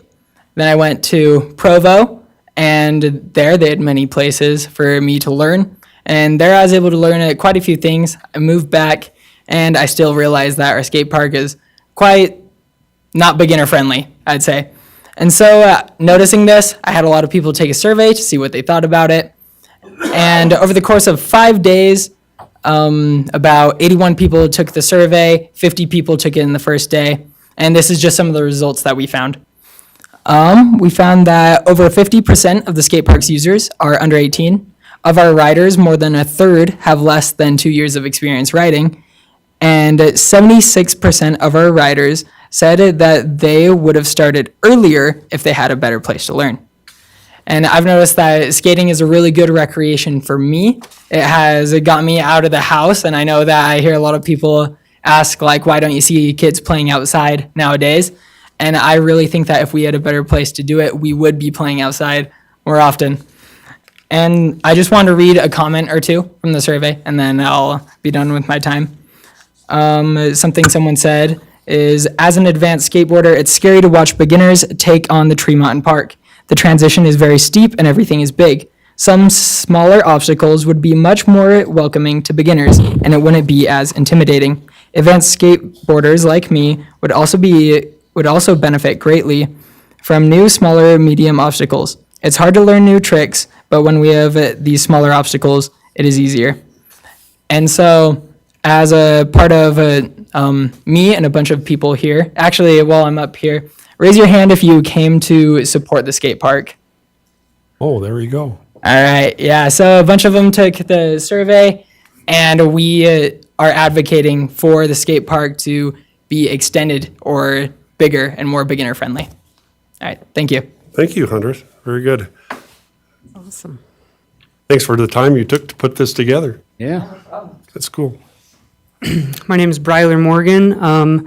I don't have any stats or anything like he does. I was not nearly as prepared, but I have been skateboarding for 13 years. I'm pretty advanced. I can skate on most of the obstacles here at the Tremont Skate Park, but I've been to tons and tons of other skate parks, and I've came to realize that this skate park here in Tremont really is pretty intimidating. Our ramps here are very steep, so even if we could get some ledges, just one smaller bank, something. I've got little siblings. I take them to the skate park, and it's just kind of scary to watch them. Those ramps the transitions go from, 45 degrees, whatever it is, straight to a 90. It's pretty scary to learn on. Like I said, I've been skateboarding for so long, and I still get scared trying new stuff at that skate park.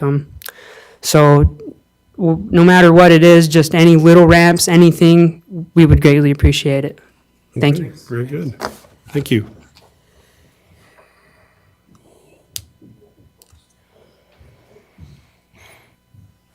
Hi, my name's Xander Englesey. I'd take my hat off, but my hair's it's a mess in there. I was skating earlier.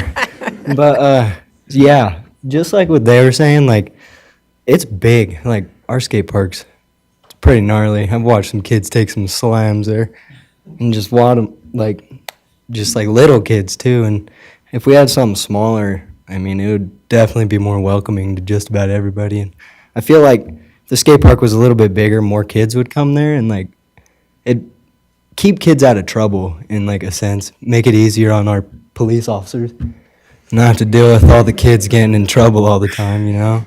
Gives us all something to do and keeps us away from gallivanting, doing something else, keeps us in one spot, and you can dedicate yourself to really doing something. So I feel like if we really did get a little bit of money put towards our skate park, it'd benefit a lot greater than just about anything. I don't really talk in front of people, so it's kind of You're doing great. making me nervous. You're doing really good. Yeah. Do you know Zach Lefevre? You know Zach, don't you? With the city? He's at the back. He's in the back. Right back there. Why don't you guys kind of get together and maybe you can start coming up with an idea? Yeah, that'd be sweet. That'd be cool. That'd be nice. Thank you, guys. All right.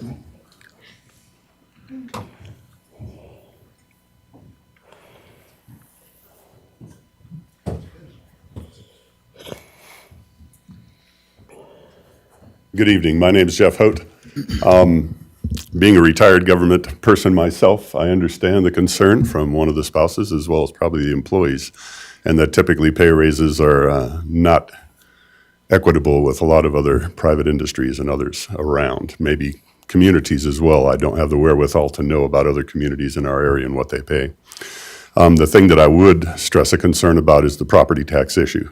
That's been a concern with the rapid growth of our population here and the projected infrastructure that'll have to be enhanced. But ultimately, the fear of my wife and I is that we'll get taxed out of here, and we really don't want to go, which is common with retirees and with seniors to have that occur. The city's seeing a lot of income increases already. I would hope that those are being utilized for things like this, to compensate the employees. The sales tax has gone up for a number of years. The property tax is rising rapidly already as the new assessments start to come out on properties and everything else. And so I would just ask you to be frugal. And as you look for the revenue sources for this, look at the enhanced income that you've already been receiving for a number of years.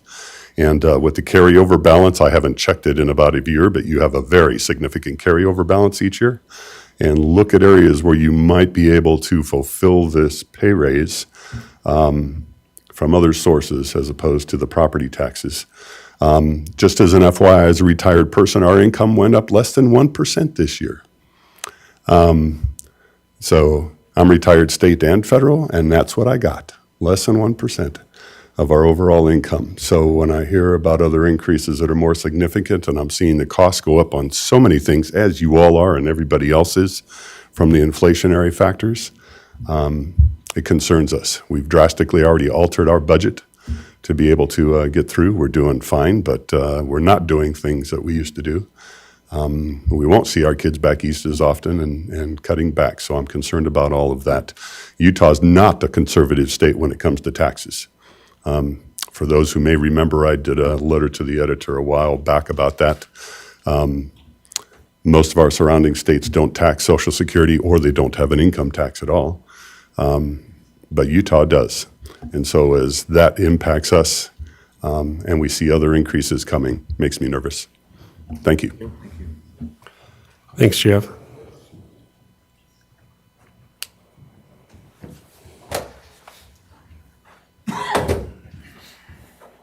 I'll take my hat off because I don't have no hair. I'm Rusty Scofield. I'm 63 days shy of being here 27 years as an employee. After hearing my wife talk, I figured I wouldn't have to get up here, but there's a few things that concern me, and it isn't my wage. I watch our future. This is our future. There's young men that have started 2-3 months ago that can't even move to this town because they can't afford to rent because they don't make enough money. Me and my wife both work. We barely survive. I mean, granted, we go and do here and there, and we enjoy our time, and we make the most of it. I don't know how these young kids are going to make it. We got to watch out for them. We got to help them. Because if we don't bring them in, Tremont ain't going to have no future. Because this isn't just a labor job anymore. When I started, if you was willing to pick a shovel up, jump in a dirt hole, you was okay. But it's not that way no more. Certifications have drove it. You have to be educated. We have to have water certifications, collection certifications, treatment plant certifications. You have to have CDL. They just made that harder. You can't just go get a CDL no more. You have to go through a 10-week course at $3,000. How does a kid making $16 an hour afford a $3,000 CDL course? But yet his job requires it. I don't care about me. My time's about done. I do care about them. And I care about the future of this town. I've lived here my entire life. Can honestly say this is the first council I've ever stood up in and talked. I've always voted you guys in. I've always stood by your decisions. I feel like we have great people that lead this city. And you guys look at every avenue and every possibility out there. I know that. I see it day in and day out. And I've always had faith in our city council. our leaders, Paul Fulgham, fire chiefs, police chief, all of them. I have a lot of respect for every one of them. And they all worry about this city. And that's what scares me, is my future for my kids. I want them to be able to have the same beautiful town and community that I grew up in. But that's going to require the workforce to cover the things that need to happen.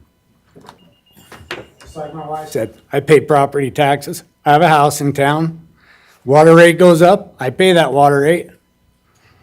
It affects me just as much as it affects anyone else. But it affects my wage just as much as anyone else's. And it affects their wage. So they need to, I've heard so many complaints about, they've compared to other cities, we're not dealing with other cities here. We're dealing with corporations. Other cities are walking in and stealing our employees because they need them. Mm-hmm. And that's part of what we're dealing with. Part of it's West Liberty, Post, Northrop Grumman. We're competing with their wages. What are they paying? Because that's who we're losing our employees around here too. Why come do this for $16 when I can go do that for $20? I mean, I'm on call every 2 to 3 weeks. I have to go do snow regardless of the day or what holiday it might be. That's what we're asking of these guys. Rain, snow, it don't matter. If there's a water break, you're in the hole. Get it fixed. And we take pride in that, and we try our hardest. But I want each and every one of you to know I probably voted for you because I have faith in you as my city council to make the proper decisions. So thank you for your time. Thanks, Rusty.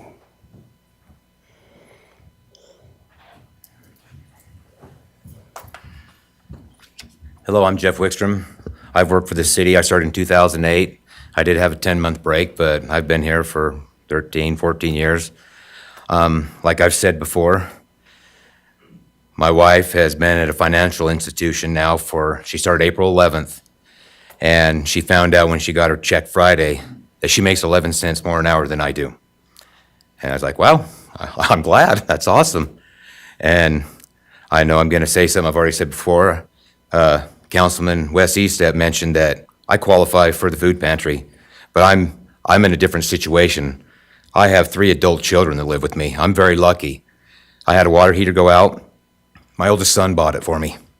Hey, thanks. I had problems with my central air unit. He paid for that also. 2 of my children bring home groceries all the time. So I'm in kind of a different situation than a lot of other people. And I'm very lucky for that, but I just really want to let the city council please think about wages and that, because last week I was reading the newspaper, the Ogden Standard, and yeah, I'm one of them old geezers that still read the paper. I love it. But it said the mayor of Ogden increased property tax $2.8 million. That's a lot of money. That is a lot, and it's going to affect me also. If there's other ways you can figure out to make my wage higher, I'm game. But I would really like to have some more money. It would be nice to be able to buy a trailer and go camping. It would be nice to get a four-wheeler and go four-wheeling with my wife. You get on the Right to Know website, and there's 3 different slots. One's for the wage, one's for the benefits, and one's for the total. And I don't do social media. I have no clue what's going on, and I'm grateful for that. But I've heard a lot of people saying, oh, these employees make this much money, but what they're doing is they're skipping those 2 parts, and they're going right to the total. And they're seeing that wage. And I'm like, I look at that wage, and then I look at my W-2 that I have at my house, and there's a huge gap there. But I know I've been here the last few times, and I just wanted to come again and tell you how I felt, and I would really hope that you would consider things. So thank you very much for your time. Thank you, Jeff. I'm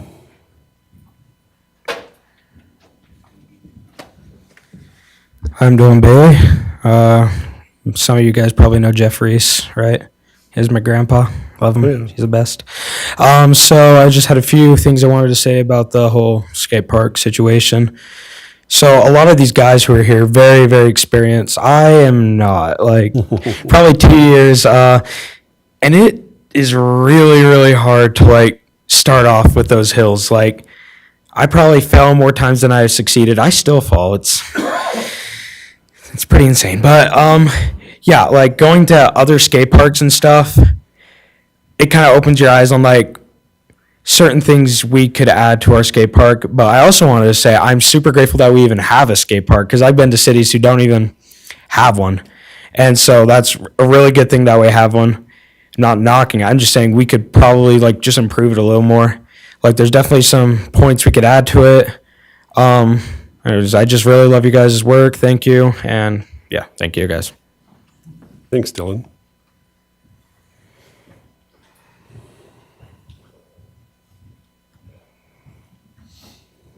I'm Tyler Barfus. I'm also with the skate park.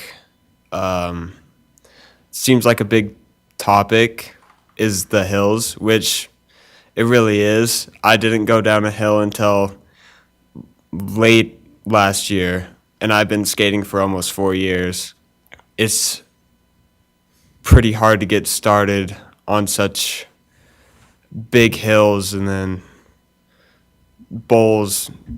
I feel like our skate park is built for more advanced people. When the skateboarding community is growing, and with the city growing, there's a lot of skateboarders that are like starting to get into it, and they just don't have a really good place to start because of the massive hills. It's scary. So I feel like if we added on to that, add some like littler obstacles like rails, 2 stairs, just even a bigger flat area to practice flat ground tricks, we could really benefit from that, because we don't really have that area to do that. So thank you guys. Thanks, Tyler. Mayor, may I? Yeah. While he's coming up. Thank you, you guys. I had no clue. I'm not a skateboarder. So this is what's so important about people coming and sharing their opinions with us, because it really gives us the knowledge we need. So thank you. I think this is awesome that you're coming in and sharing your opinions with us on this. And I hope what you do is get together now and maybe come up with an idea, come up with a plan. That's something would be very helpful. Yeah, go ahead.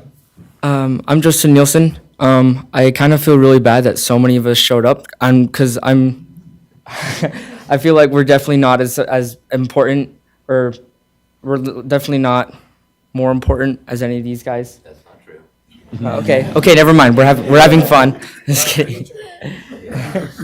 I came up to say everybody's saying the same thing, so I'll say a couple different things. So we'll start with, I know this may or may not be the best thing to say here, but I've definitely hopped the fence next door into the golf course to use their bathroom right there, and I know of a couple of other kids because they don't have any restrooms that are at the skate park. There's also like a kind of a drinking fountain there. It doesn't work. It hasn't worked for a while. When it gets windy there, there's not much. I know other places they plant like trees around it, kind of like make it less. I also definitely 100% agree with what these guys are all saying. If you want to ask him, he's got a whole bunch of as part of his survey, he quizzed on what features we did want to add. So if you guys do get to the point that you're thinking yes, we should do it, he's got the most popular stuff to pull up. If you want to ask him. Plans we have. Awesome, yeah. And yeah, I think that's also all I wanted to say, just because these guys have already expressed my other interest in also the skate park. So thank you guys so much for your time. Thank you. I will say this, I was speaking with one of our employees the other day, and he's the one that kind of takes care of that area over there, and he did mention that, that a lot of times there'd be trash and stuff, and you guys will stop and pick it up and clean up your area, and that says a lot about what you guys think and, how you're taking care of that area. That's neat. Okay.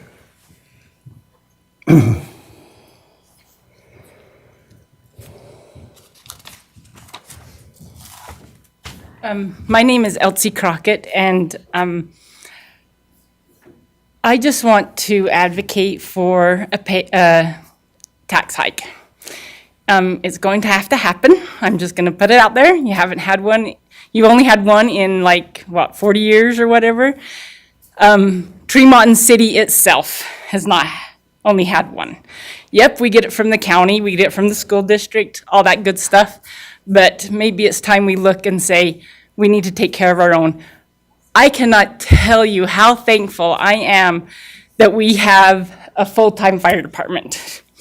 I work here in downtown, have the business here in downtown, and I cannot tell you how many times a day that thing goes out, And when that full-time fire department come in, it was like, oh my gosh, so thankful, because it goes out 6-7 times a day, and who knows, and that's in an 8-hour shift. Who knows what it goes out in the middle of the night, and after hours.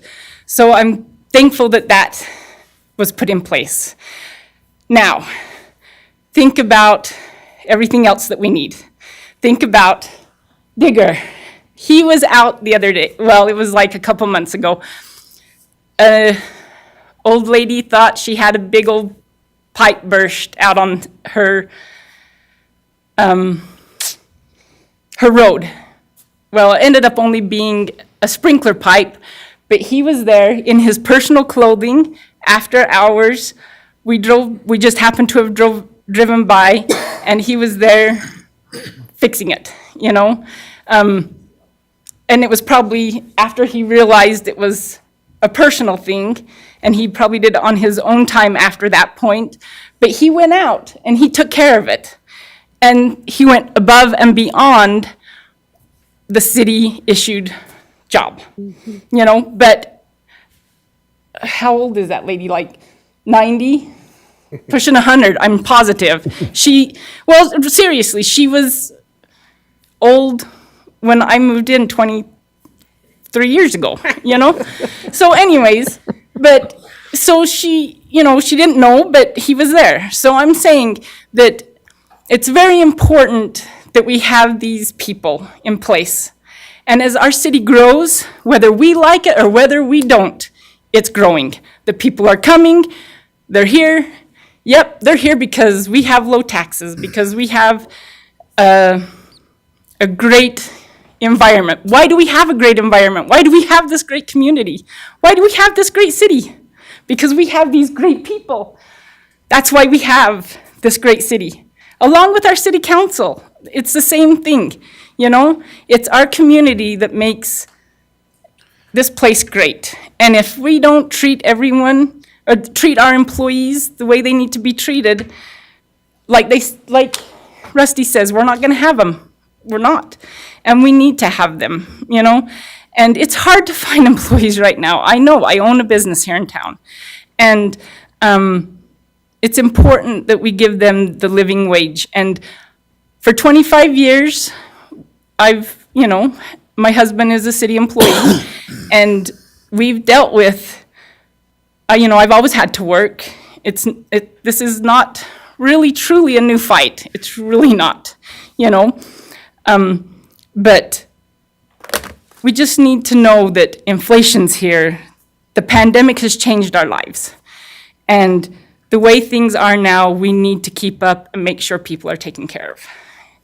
And I do want to put in point that when we bought a truck in 2019, the dealership that we bought it from here in town told us that we had the lowest taxes in the state.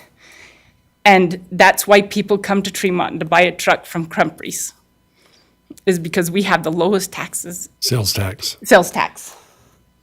So take that for what it's worth, and make sure, we put things like that into play, because I don't think our taxes are that bad.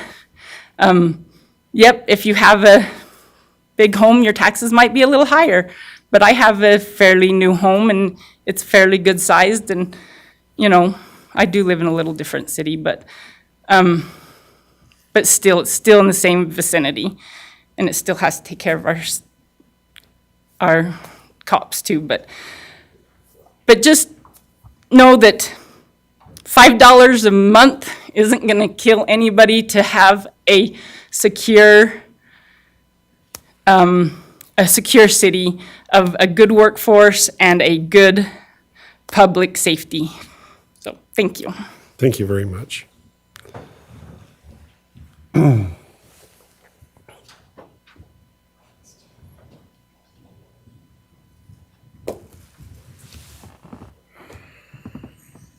Christy Bogut, I wish those guys didn't leave. I was impressed that the youth. Absolutely. You know, not only this group of people, but our youth city council and the whole 9 yards. It was impressive tonight. I mean, you're intimidating. I don't care what anybody says. Yeah. But for these youth to come and say, man, I was impressed. Okay, thank you for starting that, if you started it. The taxes are a hot topic. They're a hard topic, especially for us that are retired. I can't go to Uncle Sam and say, oh, by the way, I want 5%, 10% more. It's hard. It's hard for everybody. I appreciate our employees because without them, we'd be up a creek. Just to say it that way. You know, we really would, and I heard somebody say we don't. But I do. I just think we need to look at as many avenues as we can before this decision is made. Inflation's hit everybody, not just city employees. It's hit everybody. And, you know, I had some older people, shouldn't say older, I'm old too, call me this week. And they're scared. They're scared because their property taxes are going up again, and they're scared. And it is something that people on set incomes have a hard time with.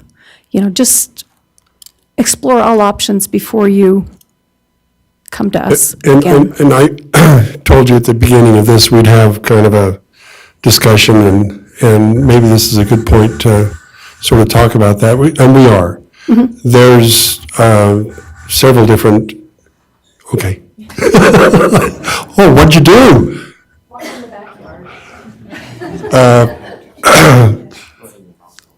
We are, and we'll discuss that a little bit here tonight as well.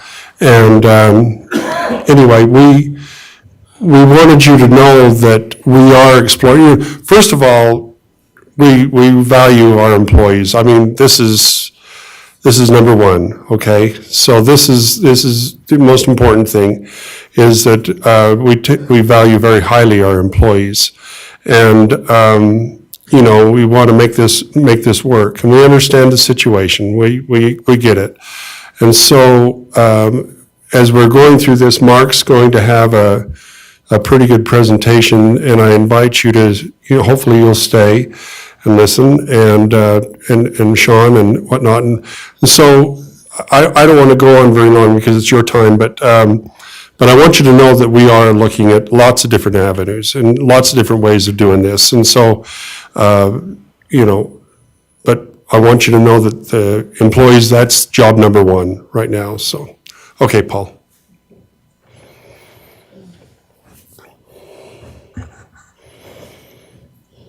Paul Fowler. I live here in this neat little town.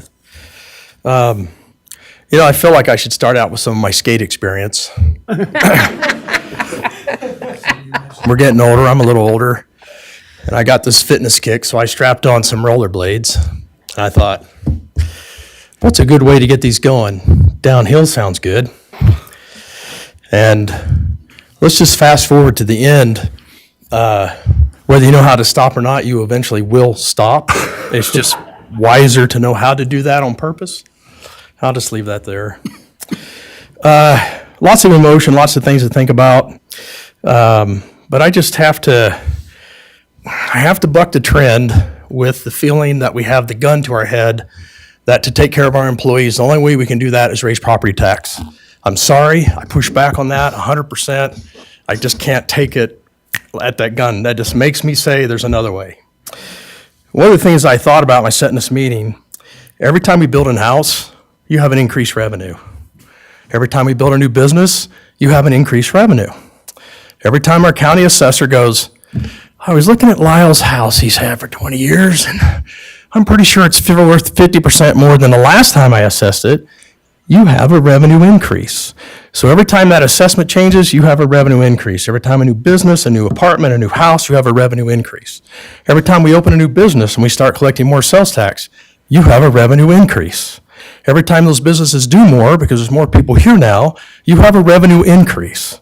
And so in my brain, I cannot do the math like a gun to my head. It says the only way we can take care of our people is through a property tax increase. So I vocally and loudly say, please, no taxes. My home that I live in, since I've been there, has already increased 50% in its property tax revenue that I pay. Not because I've made the home fancy, not because I've added on to it or changed anything to it in that regard. It's just gone up 50%. And so I would assume that many of you, if you've lived here a decade or more, have experienced the same thing. So you're already, from a business guy's point of view, having a windfall of funds. The question is, where are the funds? What are we using them for? I know you mentioned you're looking at everything, but as a business guy, I can't help but say we got to scrutinize that more. I echo almost everything that's been said here tonight by everyone. Going back to saying, hey, let's spend some money on parks and stuff, I support that. And I got to say, I got a scout troop who could use money for, if that's what we're doing. But 50% more on my home. My business, when I bought it, it was around $1,800 a year, property tax. It's now $3,000. I've only had that building for 5 years. Do the math on that. I wish my businesses could, do that kind of increase and thing, but it doesn't work that way. And at some point, everyone that's elected, everyone that serves here is to some degree a servant. Whether you're a city employee, whether you're on the city council, or whatever that is, we are in the public venue, and we are to some degree public servants. I'm not against anybody getting a wage. I want to make that clear before someone turns my words, but trying to chase it down to where everybody's paid the highest wage will never keep them here.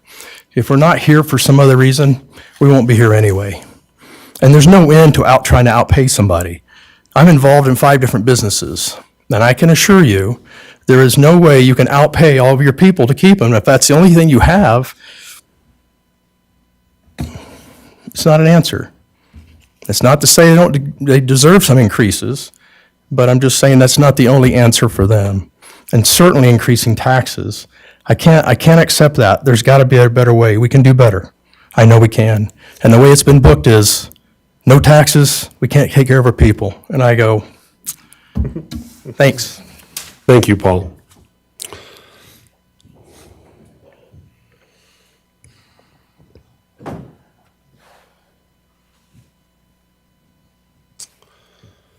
Anybody else want to pitch in? Thank you.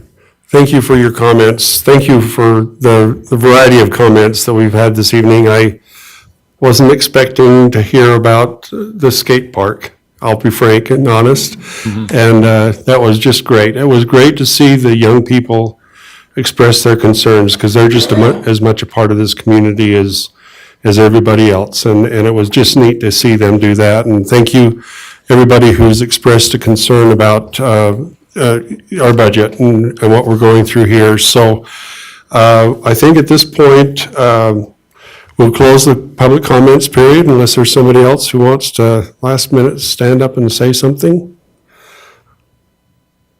All right, then. Public comment period is closed. Thank you. We appreciate very much your comments, and we are looking at all of the avenues. We really are, and we've looked at a lot of things. And so, why don't we go ahead now, and I guess we can move into new council business. Discussion and consideration of approving ordinance number 22-05. Adopting restrictions on the use of fireworks within the city areas of Tree Mountain City. Sean, are you going to take care of this one, or is Mark going to do it? Yeah. Let's have, do you mind, Robert? Oh, Robert, there we go.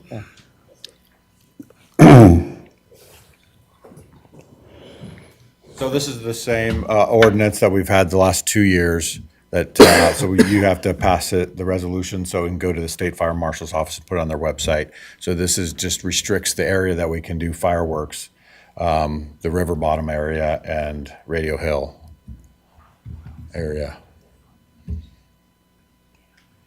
Any questions? There's something about if it gets too dry in the city, you can't even shut them down in the city, correct? That is correct. Yes, that happened last year. So last year, within the county, they were able to shut it down. We couldn't shut it down within the city limits. Why? That was just a state ordinance. The county can, but the city can't. Yeah, it was under, we went back and forth pulling state code to try to limit the amount of fireworks. And last year, they wound up doing some fireworks, and I believe there was from the fireworks, there was a structure fire in Brigham. And so, but that last year was the first year we actually staffed on 4th of July, actually the 3rd, 4th, and 5th for fireworks to limit that. And I think we had a couple call-outs. That was ahead of the full-time, as you probably. Yeah, that was prior to us going full-time, but we made the decision to staff due to the high risk and drought that we had staffing on to hit the fire early from growing. So it says here, all land that is within 100 feet of the sensitive area zone, so I guess Yeah, that's. within 100 feet of them. So that involves those homes along the hillside, and. Correct. They shouldn't be firing off fireworks? Do fireworks within 100 feet of the zoned areas. That's you. That's you, Lyle. You're in the. Yeah, you're in there. So no fireworks. No Maybe that's somebody else, huh? Brett can't. So, Fireworks. yeah. Come to my house. Okay. Just do it in the front yard. I don't light them, no, trust me. So There it's was- against the law for the Yes. city council to make a law that's against the law to do that, huh? Yes. Can't supersede state code. Yeah. You can restrict certain areas that are with, the risk, but you can't do the whole city. We looked into that, and so the chiefs fire, all the chiefs association tried to get together this year and pass new state law, and it failed out to try to eliminate that, so.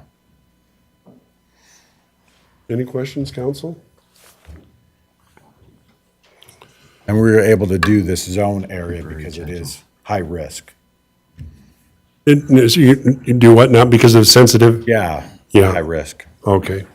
So somebody shoots fireworks off, what happens? So they're still liable. So if, say, your neighbor lights a firework off and it catches your house on fire, the person that lit the firework is liable if we can catch them. But you know how that, But what if they just do it? What, because we all like to. We could cite within. So you can, but with the law enforcement, they can cite for violating the resolution. But but they're allowed to. And you can't limit the sale within, that's the other thing too. We have 2 firework booths that come out and sell every year, and we can't stop that as well. So it's pretty tight. So we're just going along with the state ruling and. Yes, because it's a sensitive area, so we have that right as far as state code goes to limit fireworks within the 100 feet of the sensitive areas. Making sure people understand that, because Yes. that may not be common knowledge. They will still burn. I mean, last year they were going crazy. It was my first year here on 4th of July, and I felt like I was in bomb territory because, where I am from before. Like I said, in California, you light a match, everybody's tackling you. So here was a whole nother world for me. I was freaked out. I was up for 36 hours straight, this never stops. So it's new. So anyways, my wife liked it. I didn't, but I had a heart attack.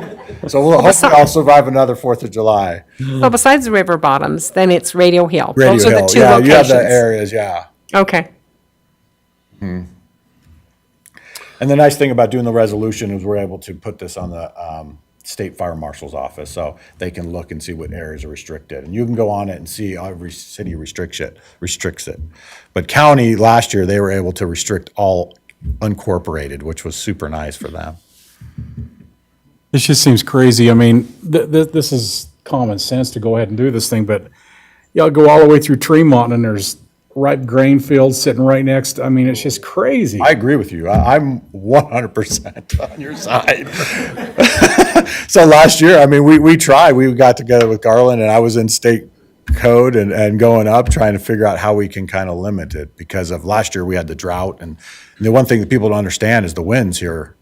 You know, you get, something, an ember that, and the humidity's down in the middle of the summer, all of a sudden you got, and now you have housing all over the place. You have a whole neighborhood gone, and I've seen it time and time again. I've been through all those fires, so that's my heart attack. So, but now we do have, I mean, honestly, the saving grace is we have people on duty that we can hopefully stop it before it gets bigger. So, I mean, that's the silver lining. All right. I'll make a motion. Yeah, I think this is too little, but I make a motion that we approve ordinance number 22-05. I'll second that. Okay, it's been moved by Lyle and seconded by Brett and Connie. This is a ordinance, so I guess we need to go through, no, this is. Yeah, it is. Okay, roll call. Brett, aye. Lyle Vance, aye. Connie Archibald, aye. Wes, aye. Motion passes. Thank you, everybody. Discussion and consideration of adopting resolution number 22-23, appointing temporary justice court judges for the Tremont City Justice Court. Sean? Kevin had to leave. Okay.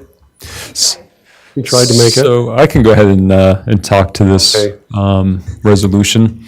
So essentially, you as the city council appoint the judge, and on occasion, there are issues that arise where the judge needs to, will be absent, either for professional conflicts or personal conflicts where he's just not available, he's sick, or other issues. So the state code anticipates that, and the judge is recommending that 3 additional judges, colleagues of his, be considered as available for appointment. And they're listed there is Judge Kevin Nielsen out of Box Elder County. He's in Manaway. And the state code says when you do this, you need to appoint a judge in your neighboring county. And so that's why you have these identifiers of where they hold office currently. So you have Judge Lee Edwards. He holds office in Cache County, and Paul Larson also in Cache County. So part of that, you may be aware that they are, after they're appointed, they do become elected officials, and they're retained by a vote of the people. I think it's every 6 years they have the retention election. As part of that election process or retention process, they're evaluated by judicial standards. I think there's a board that reviews. And so we did put, not only are they qualified, but they're exceptional judges as it relates to their evaluations and recommendations to be retained. There's one, this judge right here was recently appointed, so I don't believe he's gone through the retention process, but these were recommendations from the judge, and the resolution would appoint these to fill in as the judge sees fit, and also to manage and arrange any compensation in addition to to them being appointed. Okay, council, do you have any questions on this? I'll make a motion that we adopt this evening resolution number 22-23, appointing temporary justice court judges for Tremont City. I'll second. Moved by Connie and seconded by Rick. Roll call, we'll start on Wes's side this time. Wes, aye. Connie Archibald, aye. Lyle Vance, aye. Brett, aye. Rick, aye. Thank you, everybody. I'm going to suggest we take about a 2-minute break for just a minute. And Reckon Brett don't get one. I don't need Brett's already bad, so don't I need know. that. We'll take it, and then this discussion, coming up, we'll have the discussion on budget, on our budget, and reminding everybody, there's no decisions or anything this is deliberation and talking about it, and we'll see where we go from here, so. So your daughter did?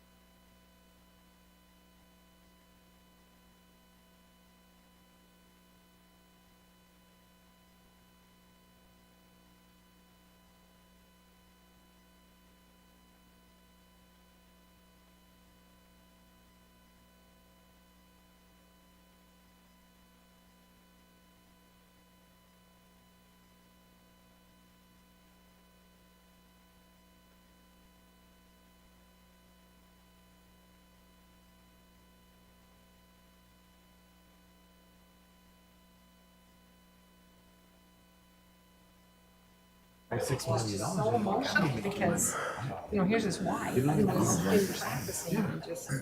All right, why don't we go ahead and get started here. We're going to have a continuation of our discussion on the fiscal year 2023 budget.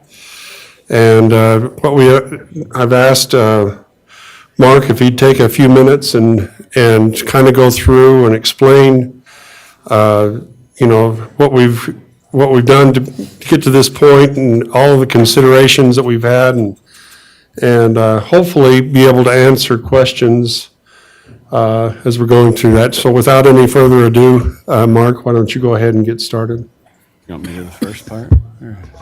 Yeah, okay.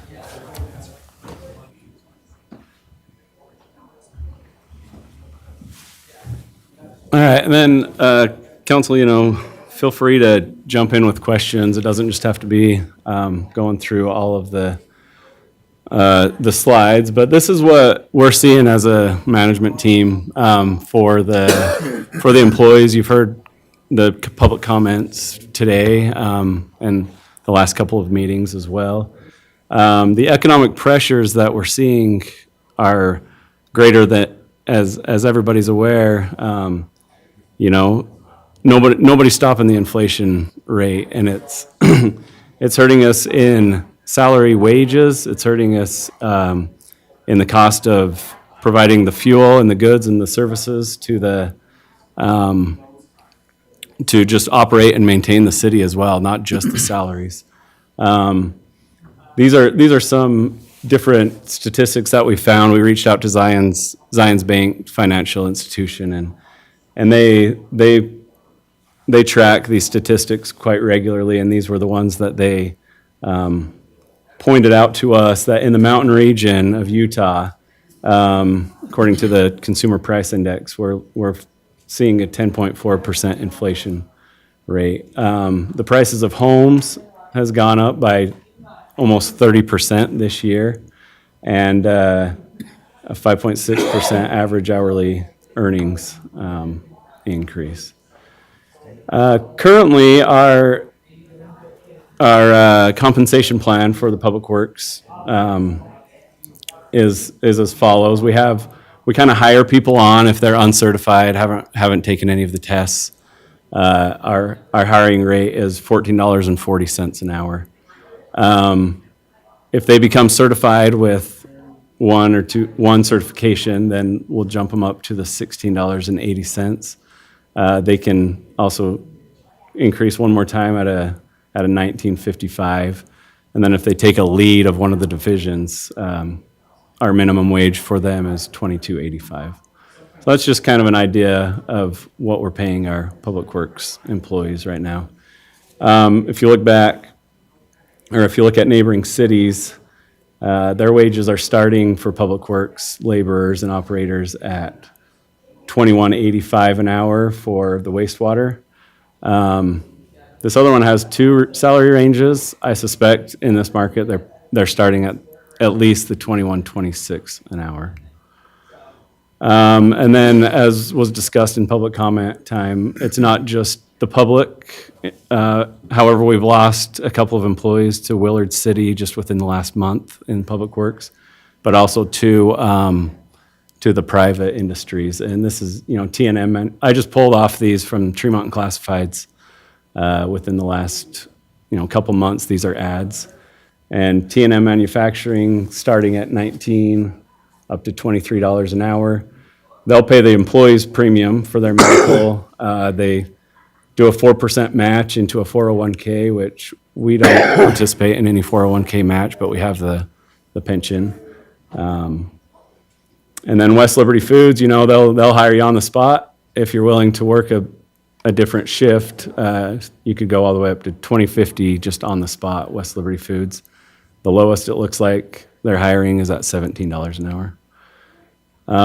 Intertape Polymer, they'll hire you on at a little lower wage, $15.75, but if you're a proven asset, within the first 6 months, you can be making $25 to $30 an hour. And Procter & Gamble will hire you day one, benefits, give you the benefits day one at $21 an hour.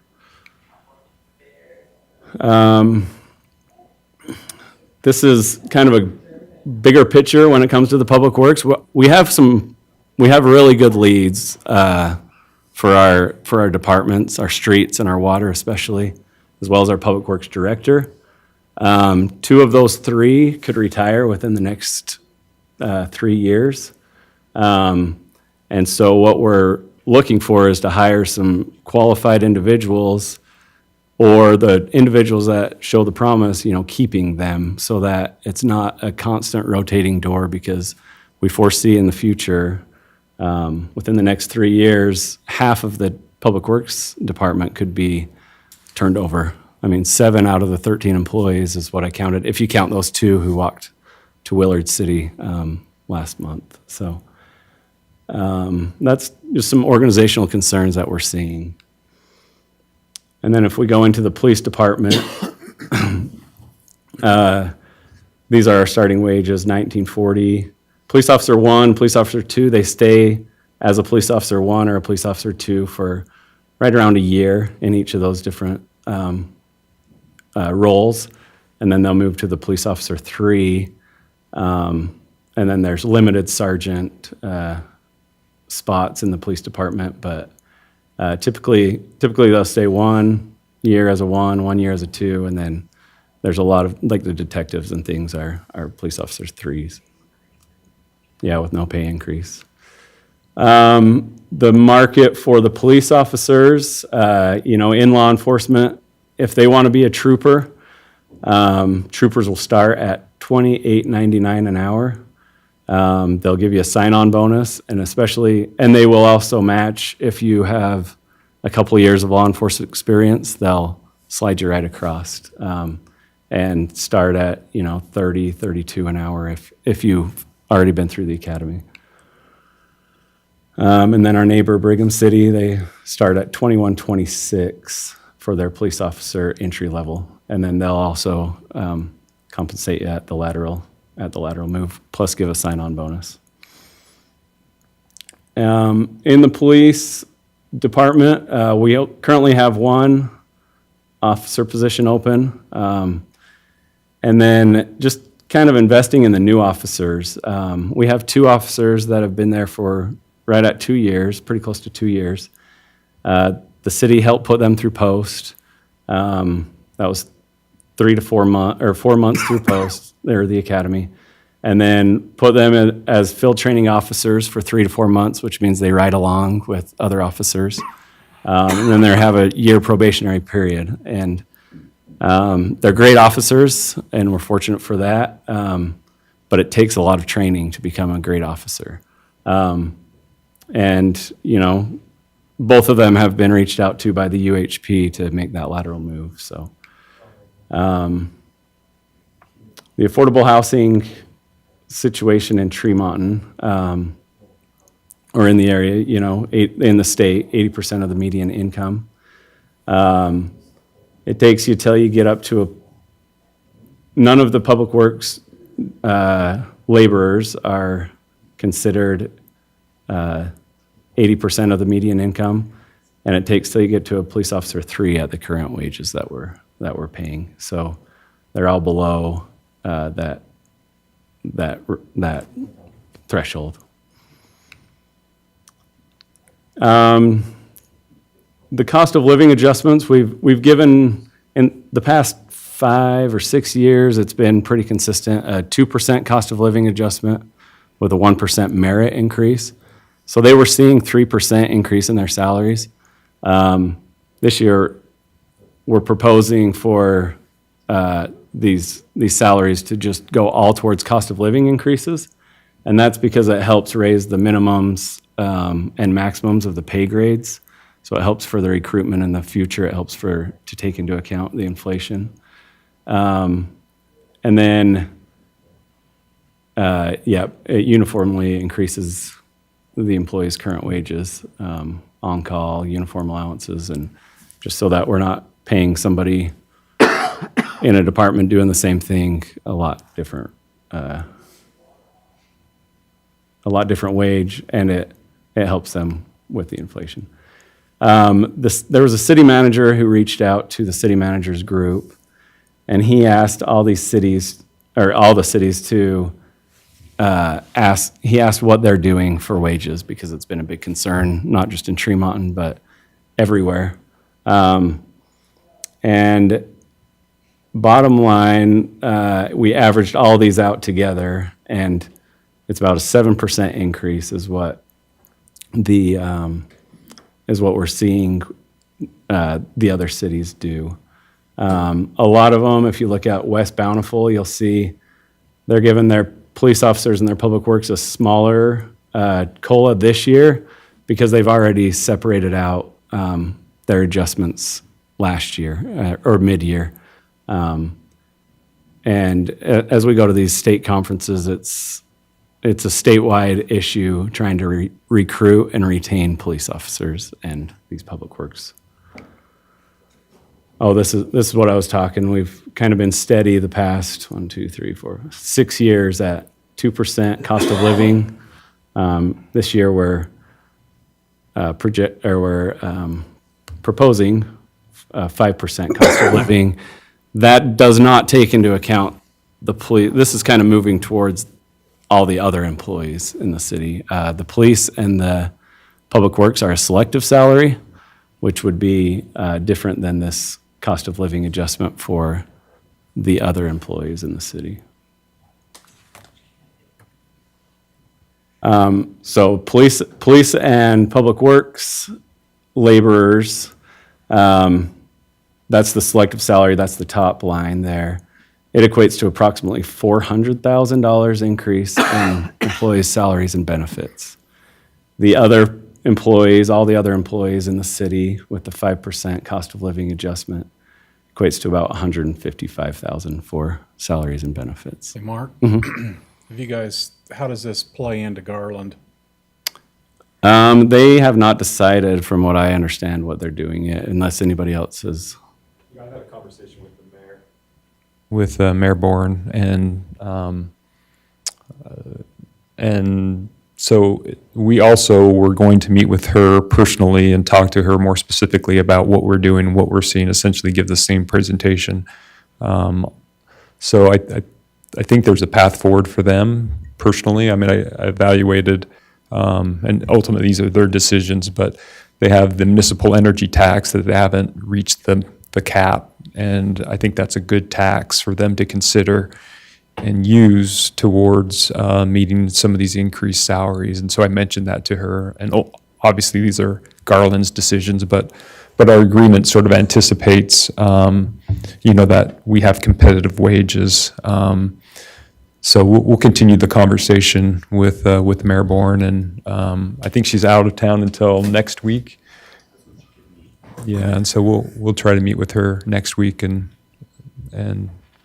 pass along the information. These selective salary adjustments are for, maybe you can explain that. Yeah, the selective salary is for the police department as a whole. Understanding there's no police chief at the moment, there's an interim. And then there's 9 public work laborer positions, not the leads of the departments, but the laborers in each one of those public works departments.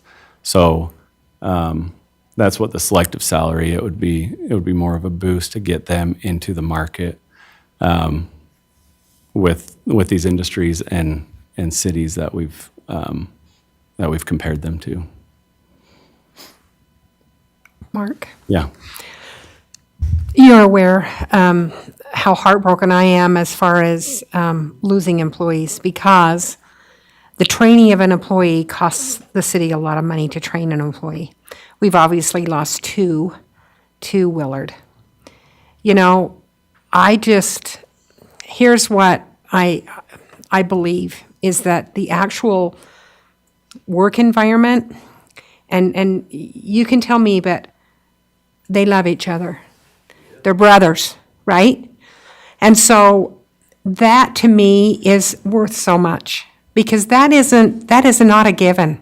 You don't necessarily love who you work with, but this group of these individuals that work in Tree Mountain City, we're to benefit in that they really care for each other.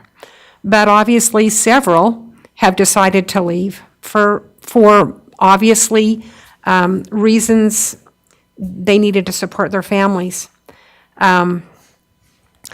Because training costs so much money to train someone, man, would I love those 2 guys back. Mm-hmm. And I don't know if that's possible to get them back, but we've invested so much into them over the years. And they have this brotherhood that and I've thought about it for a good week now and been up in the night thinking creatively about what we could do, but because it costs so much to get someone to the point that they're extremely valuable, I just hope that we can get to a place through creative, and maybe we can do it without raising taxes. But in my mind, these employees are absolutely essential to our safety in our community. We went up, as a council, we went and looked at all of our water. And the fact that those individuals, those public employees are the ones that are keeping our water safe. You know, they take care of our sewer, all of these things that we might just take for granted. I think we do. But they're essential. And I would love to get those two men that left us, I would love to bring them back and put them right back where they need to be. Up to the mayor. Sure. Okay, sir. Yeah, come on up and. One of those employees that left, he'd been here maybe, he was hired on in the water department, and he'd been here maybe, 3 weeks. And say we need to go to a house to fix a setter. We can fix that setter without saying one word to each other. Thank you. So. Thank you very much. So if you look at that selective salary adjustment, again, keep bringing it into to the point that it's the public works and the police that is the selective salary, the $400,000 increase. This next slide shows you how that's broken up. You'll remember that the city has different funds for their budget, and the one that takes in the property taxes is the general fund, and that's the blue one. The general fund pays for 100% of policing services. It pays for 100% of the streets department. And then sometimes the cemetery doesn't have their own budget, and so like streets employees or other public works employees will work at the cemetery, and with a wage increase, that cemetery budget will have to be increased, and then civic centers negligible. But $260,000 of that $400,000 comes from the general fund. Then these other colored pieces of the pie are the enterprise funds, the funds that run more like the business with water, with treatment plant, and with sewer and storm drain. The reason the treatment plant one is so much larger is to try and recruit a treatment plant lead, which we have a vacancy in right now. The water fund, it has the 3 laborers, and that's what it would take for their increases in salaries and benefits. It's the $39,000. I went over this a little bit earlier, but when we see the effects of inflation, everybody's seeing it, everybody is adjusting their budgets, and it's hard to operate and maintain the city when we see that as well. We just did a budget amendment, and if you remember, the police and the fire both needed increase in the fuel costs for their departments. The price of construction goes up, and then if we're using all the money to pay for those increases, that puts us behind for future capital projects when we need to repair our roads, when we need to put new pipes in, new lines in. So, Mark? Yeah. I may.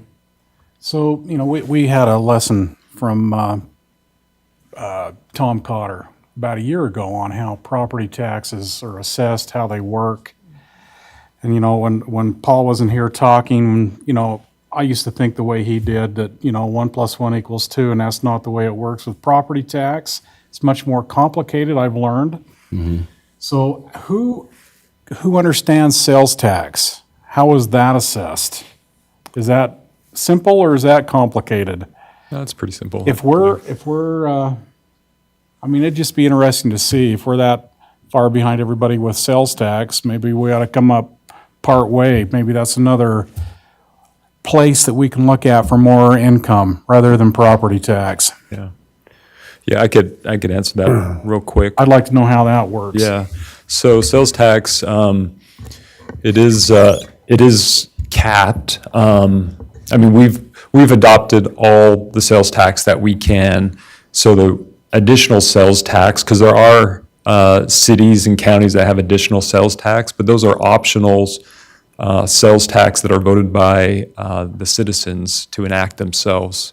And we'll get to a slide where one was proposed in the county and it failed. And so we've done all that we can as a city as far as our, our sales tax rate. I think it's 6.25%. And there's I'll send to you guys just the sheet that shows sales tax and sort of how it's calculated in some of these optional forms. So the way that it's derived and distributed, and there's been a little bit of debate about potential changing this, but it's essentially distributed currently at 50% population and 50% point of sale. And so obviously the more sales that you have in the city, you stand to gain more in sales tax. And that's why commercial base is so lucrative for cities. But the state recognized that some of these other smaller cities, or some cities might be geographically disadvantaged. And so, 50% of the population, or 50% of the distribution is based upon the population as well. And so that's meant to sort of, spread, sales tax that are, the point of sale occurs somewhere else and allow them to also receive some sales tax. And so that's like Deweyville is a good example. They might have a home business or something like that where there's a point of sale, but obviously their commercial base is a lot limited than Tremont cities. One thing about, and as we talk about this, we've had a really good year with sales tax this year. We're not through it all the way yet, but the one thing about sales tax that we need to be just mindful of is that it's volatile. So it can go up and it can come down, and when you're talking about employees, that's a long-term commitment, and a stable source of revenue is probably the most stable source is property tax. When it comes to employees, then the other question was, that I've been hearing from people is, you've, I guess people are aware of that, but, so what is happening with that? Where is that money going, that extra money that we have? And, the answer to that question is, it's going, we do save. We do put away money for capital projects, and that kind of thing. And so that money goes into capital projects for roads and different things that we do in the city and that kind of thing. So I just wanted to mention that when we're talking about sales tax, when it comes to, long-term commitments for employees, that's just not one of those. It can go up and the governor giveth and the governor taketh away, sort of a thing when it comes to how much volume we have. And so just be mindful of that as we're going through talking about this. It can't be depended on. Well, it just, hopefully, what was really neat about these sales taxes in 2019, was it, Sean, when all the online retail, we started to receive the sales tax revenue from that. And you can see an actual jump in our sales tax and everything. And so that's really a good thing. And hopefully that just continues to grow. But we just don't know. It's just one of those things you just don't know for sure. But I have issue with that, okay? Any business has risk, okay? And you have to go out and you have to sell. And you have to present yourself well so people come back. And so you have risk every day on how much salary is going to come in. Sales tax, you're right, it's more volatile. But there's things we can do to help assure that it's not as volatile, that we're not doing. So I think one thing that is there, and it's there to stay, Brett, I think, are these online sales. I think you're going to see that hopefully grow, as time goes on and more people are buying things online and that kind of thing. So Yeah. I think that's maybe one of the things you're talking about there, but it's just one of those things that traditionally we tend to put that money toward capital projects and different things like that. And I wondered about the same thing. I wondered about sales tax as a possible form of, for employees and that kind of thing. It's just one of those things that you just need to be cautious of, is all I'm saying. Since 2018-19, we've seen a 20% increase in our sales tax. That's Well, I think what is kind of going on, but also back in 2008 or 9 or 10 or 11, we saw about a 13% decrease in sales tax revenue. So that's just something that's always in the back of the mind as you're considering all of this kind of thing. I'm not saying that this is not an opportunity here. It's just that we just need to be cognizant of it and mindful of it. So one of the council meetings, and periodically through the budgeting process, we talk about budgeting efficiencies. And so I just wanted to touch upon these briefly as ones that we've identified. And, we'll continue to try to identify and look for opportunities to be efficient in the budget. But for 2023, these are just a few that we identified, which is about $125,000 in transportation impact fee. And that's a new impact fee that we've adopted. We had adopted it essentially last year, but it has the potential over time to pay back the city $850,000 in road improvements. So I think it was wise for the city to move forward with that new fee. The Quarter Preservation Fund, where we try to take advantage of a grant that's through the county, and it's actually derived, the revenues for that grant's derived from registering motor vehicles in the county, where everyone pays an additional $10. And over the years, we've been fairly successful at obtaining those funds and putting them to good use. And so then there's another $25 that would be reoccurring if we move forward with a retrofit and essentially fund some electrical upgrades, and thereafter it would pay us, a savings of $25,000 annual. So it'd take 3 years to overcome that initial investment, but thereafter would be very beneficial. So 517, these are just efficiencies instituted in previous fiscal years, but still realized in fiscal year 23. The transient room tax, I think Lyle was on the council when that was adopted. That continues to grow as short-term rentals and lodging continues to grow and become stronger industry in the city. And so since its inception, there's been $260,000 that have been collected.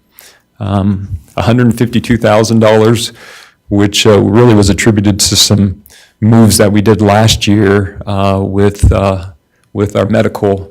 And you guys are well aware of that, and your participation really made the difference to allow us to move from a level funded plan to a community rated plan, which we've had much lower rates proposed for this fiscal year at 3%.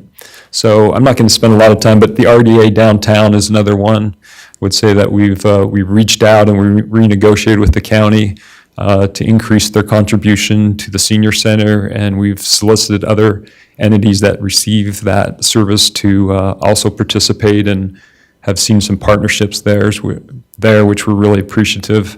What's the variance there on that one? Well, so 22, so probably 26,000, 28,000. Because the county was paying about 29,000. How much is the senior center costing us a year? Oh, so subsidized. So I think there's like an unfunded balance of like close to 200,000-ish. And What can we do to go So, out but and that- solicit some of those funds from others? We just need to keep, as elected officials, reaching out to your counterparts, I think would go a long ways. We continue to do that and always are looking for opportunities. I think Jenny might have invited some of those elected officials to participate with Thanksgiving and Christmas dinners. And so we're always looking for ways to have them be integrated and understand, what a value it is in providing aging services. Why don't we just cut it off? Yeah. Then we lose the federal taxes and then would be further. It's not advantageous for us to do that because we gain more in federal funds. And because we receive those federal funds, we can't be restrictive in who we allow to participate. How much federal funds do we get a year? Oh, we could look real quick. Maybe Mark could look that up while I continue on. Is that? Why don't we just have an analysis put together for us? Yeah, let's do it. And how many people live in Tremont City, how many are outside? If we were to cut it off, what it would cost us in federal funds? Yeah. We'll bring that at the next meeting. The Quick rundown on how that's functioning. Yeah. Workers' compensation premiums, we've made a concerted effort to improve safety, which has had a budgetary impact. We've looked for ways to increase contributions by putting an online button on our homepage, and that's yielded some funds.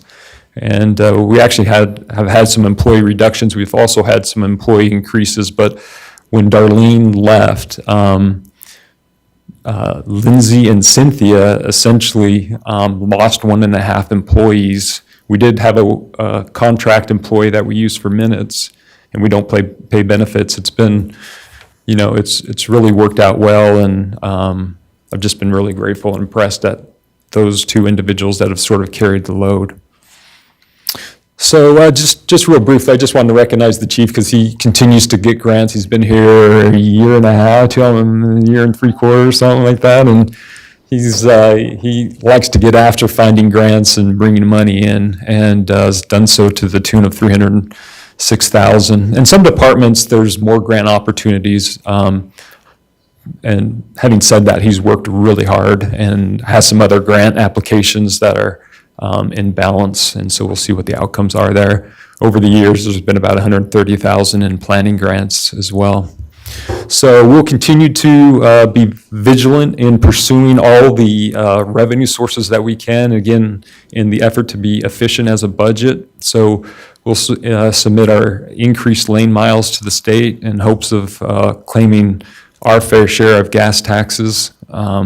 Same with sales tax. I've done this with other cities where, in a growing community, if you issue more building permits and you believe actually your populations is growing faster than the census is estimating your population, you can go through a dispute process where you essentially prove up through their methodology using building permits.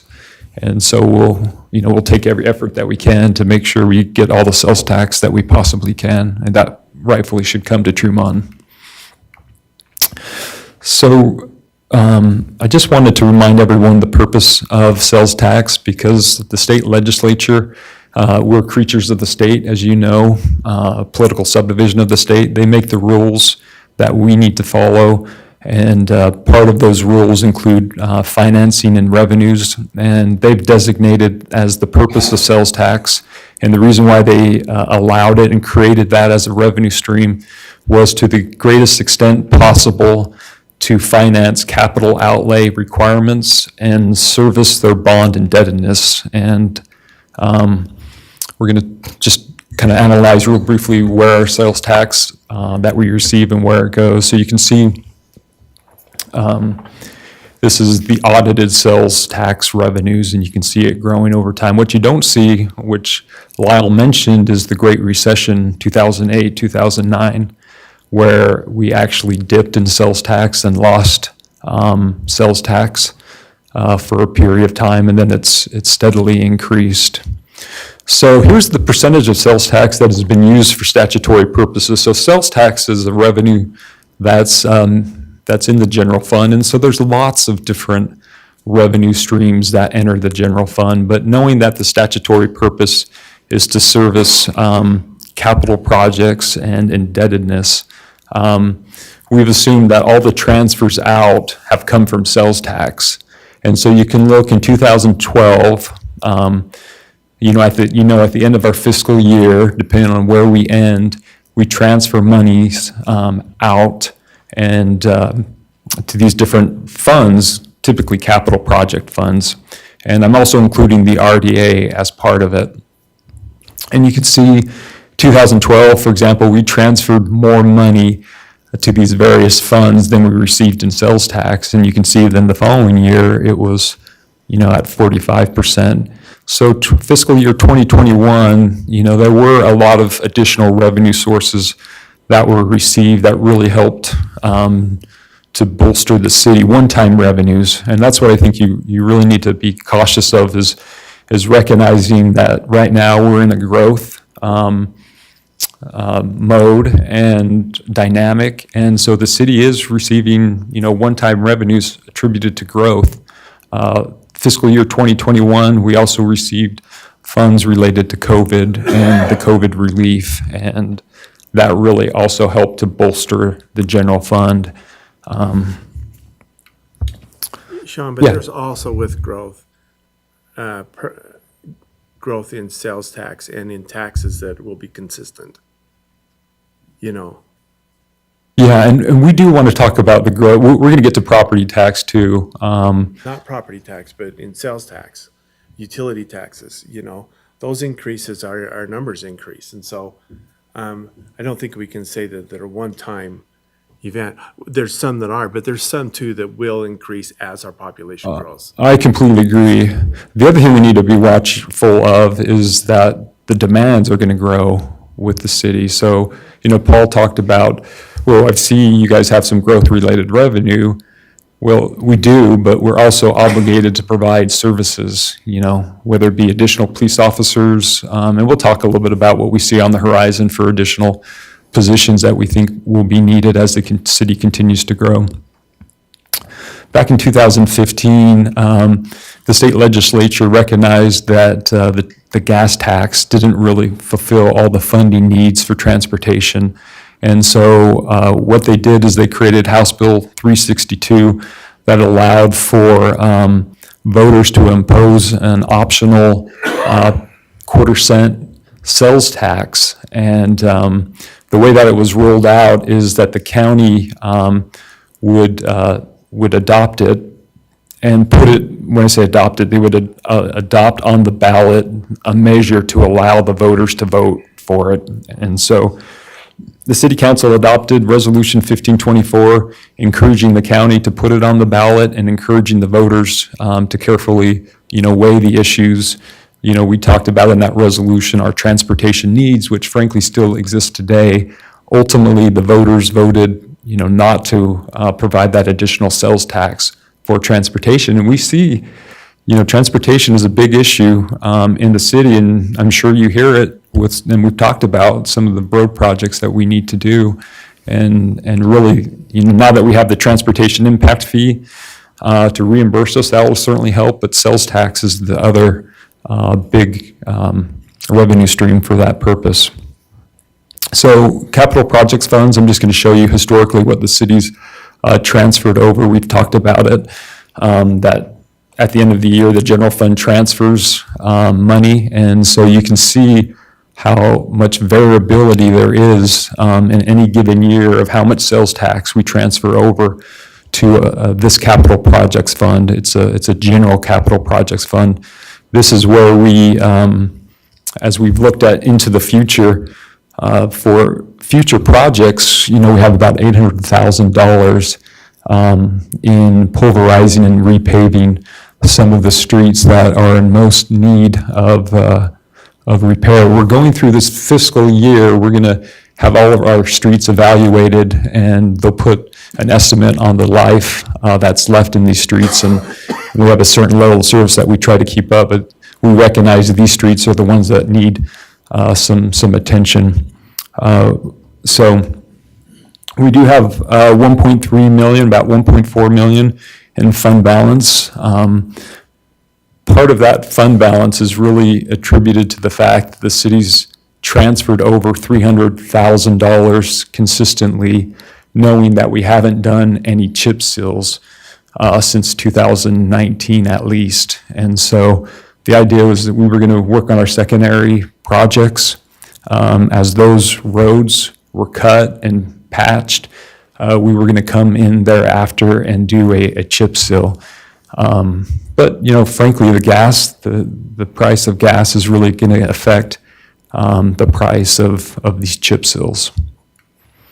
So without going into detail, I was just going to show you that, again, we do try to be really prudent and stretch our capital projects funds as far as we can. And over the years, we've been able to be successful and have about $383,000 in grant funds to help us with various capital projects. So Fund 41, we created this several years ago, and it's for the capital replacement of vehicles and equipment. And you can see, again, in any given year, the various transfers that typically range to about 300,000 as the highest. I was just going to point this to you. This isn't necessarily specifically out of this fund. These are all funds combined, but you can see the vehicles and equipment needs that we have in any given year. What you see are actuals as you look back, from 2022 year to date back to 15, but it's significant in any given year. It can be as high as 620,000 and maybe as low as 275,000. So it does take quite a bit of capital equipment to keep the city operating. So in the future, as we look at the future needs, we've programmed that there's some police vehicles that need to be replaced, and we currently have a fund balance of about 105 after programming funds for this upcoming fiscal year. So these are $185,000 in past grants for vehicles and equipment, and we've appreciated those employees who've sought after and who've obtained these grants. So the transportation capacity, we've made a real concerted effort and a big push because we know we have a lot of needs that are forthcoming, and we've discussed them again at city council meetings in the past. 800,000 is what we transferred last fiscal year to try to provide some financial resources. These are the projects that are on the horizon that we know, we need to be working towards, which total $7.2 million. And we do have about 1.8 that is currently available. Again, inflation's gonna affect some of those pricing. Those are engineers' estimates that we have, and about 2.7 million over the past few years that we've been able to get to help defray the cost of these transportation capacity projects. So just a few more slides here on property tax. I was going to show you property tax over the years, and you can see in 2010, we start off pretty flat through 10 and 11, and you can see a big jump there, and that is attributed to taxable value coming out of the RDA for Multimill, which is now post-consumer brands. So, and I'll show you a slide that shows you how much in a given year. But as you probably know, residential property receives an exemption. I think it's 55%. It's either 55 or 45%, but there's an exemption. So the taxable value is less than the actual appraised value. For commercial property, it's 100%. If you have a second home, it's 100% of the value. And so you can see that property tax was relatively flat from 13 all the way to 17 until we hit another jump. And again, that was attributed to West Liberty Foods value coming out of the RDA. And really, those that infusion into our property tax really helped us to grow the city. And so you see another one. So in 2018 through 19, 17 through 19, we had a steady increase, and that was attributed to some of the growth that we're seeing occurring throughout our city. And then, of course, from 20 to 21, it was because you actually changed the certified tax rate. So here you can see some of that growth. We actually lost, this is interesting, but in 2014, we actually lost taxable value, and that was attributed to centrally assessed. So you have real property, which is land. You have personal property, which is for businesses and their furnishings and fixtures and machinery and equipment. And you have centrally assessed property, which is property that crosses multiple jurisdictions. So those are going to be railroads, larger corporations, large pieces of infrastructure. The state comes in and assesses those properties. And because they're big corporations, they're generally contested as far as the values, and they go to court. And this was a court ruling that actually dropped the value of property for that centrally assessed piece.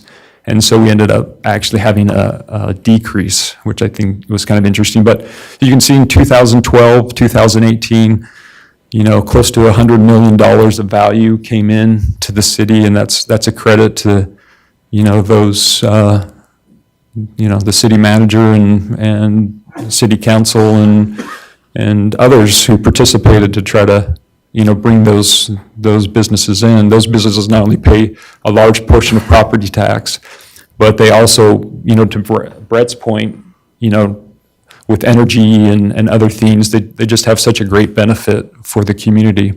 And then you can see some of that growth occurring in 19 and 20. And you can see the actual taxable value was relatively low in 2021, but it was because we actually artificially changed the certified tax rate through the truth in taxation process. So I just showed this to you. You can see sort of, I tried to line it up. That's why it's a little off-centered, but you can see where we see big stacks of taxable value increase and the increase in property tax. And again, that really helped us through those years.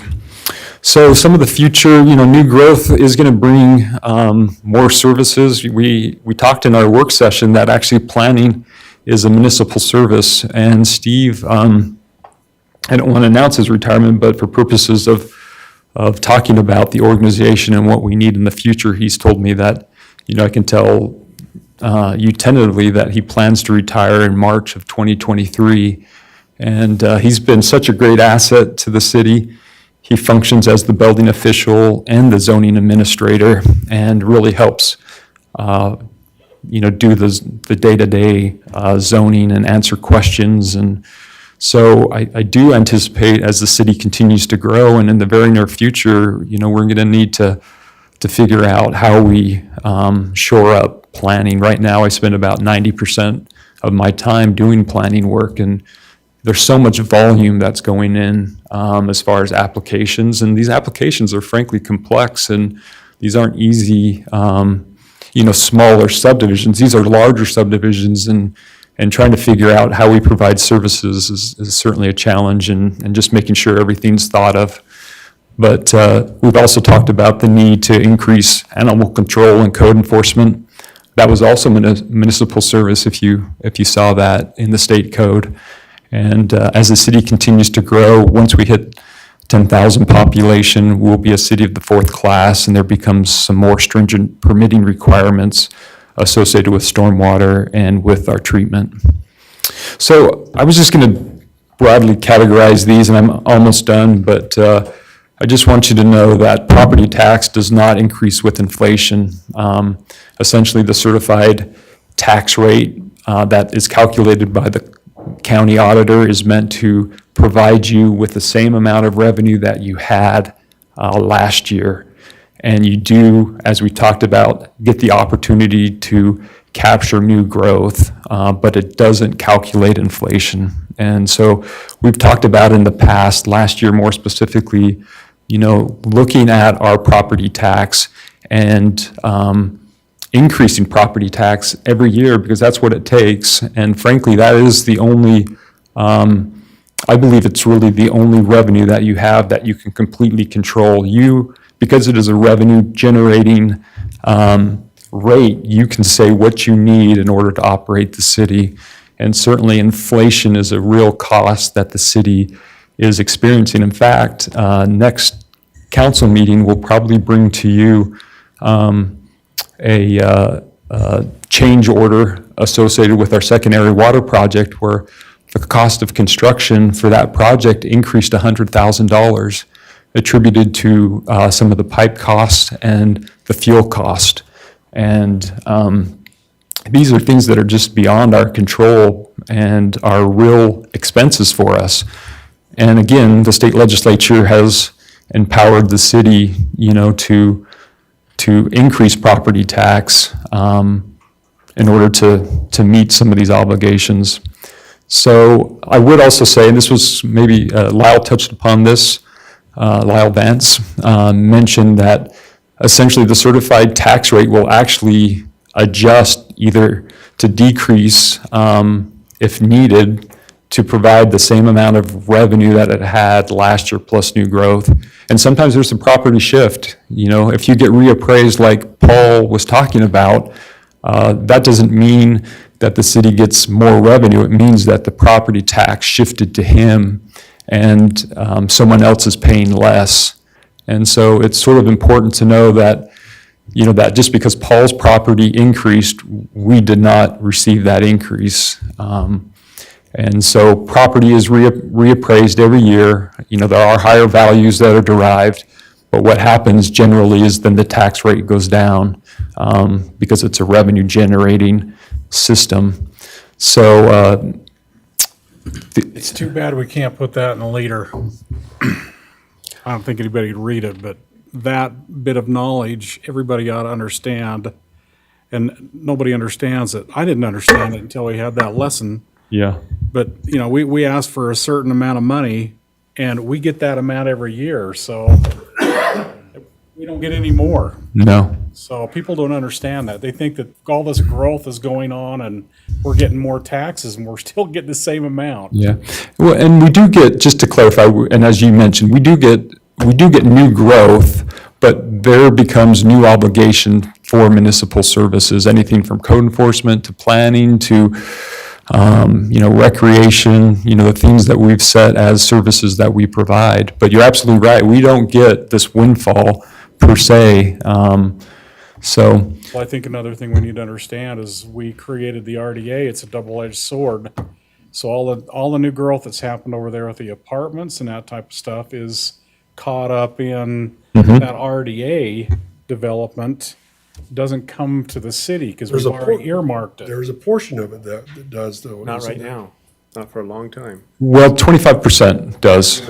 Yeah, so. We got 25, that's good. Yeah, that was sort of a deal that because they're negotiated, because you got to have the taxing entities participate. And we've had great partners with our fellow taxing entities. When I say taxing entities, I'm talking about the county, the school district, mosquito abatement.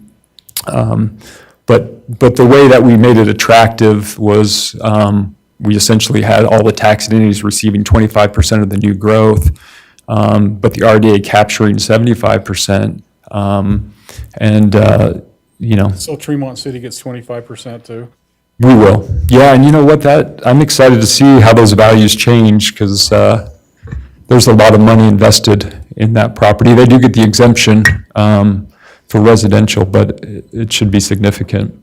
So the other thing I was just going to mention is that, just to be clear, that when we talk about increasing taxes, we only have control over 20% of the total taxes that are paid by any property owner. That essentially represents Tremont City's portion. The school district and I think the county may be higher. And there's an actual process that we go through, which is the truth in taxation, as you know. And lastly, I would just say that for those who are really hurting financially, there are programs for tax relief and tax exemptions. This is the truth in taxation notice. And we would encourage anyone who fall into those categories or even who think they may, to reach out to the county auditor's office and talk about their situation to see if they may qualify for some relief or exemption. Tom Cotter really encouraged that when he was here visiting with us. They do offer that, and they are anxious to help. They are. And frankly, I've appealed my property tax, and so you can appeal your values if you think the values are wrong, and I found them to be pretty understanding. So like if you have, it has to be based on something, but if you had an appraisal or something like that, that's been done, they're pretty open. They want to make sure that the assessments are fair, is what I found.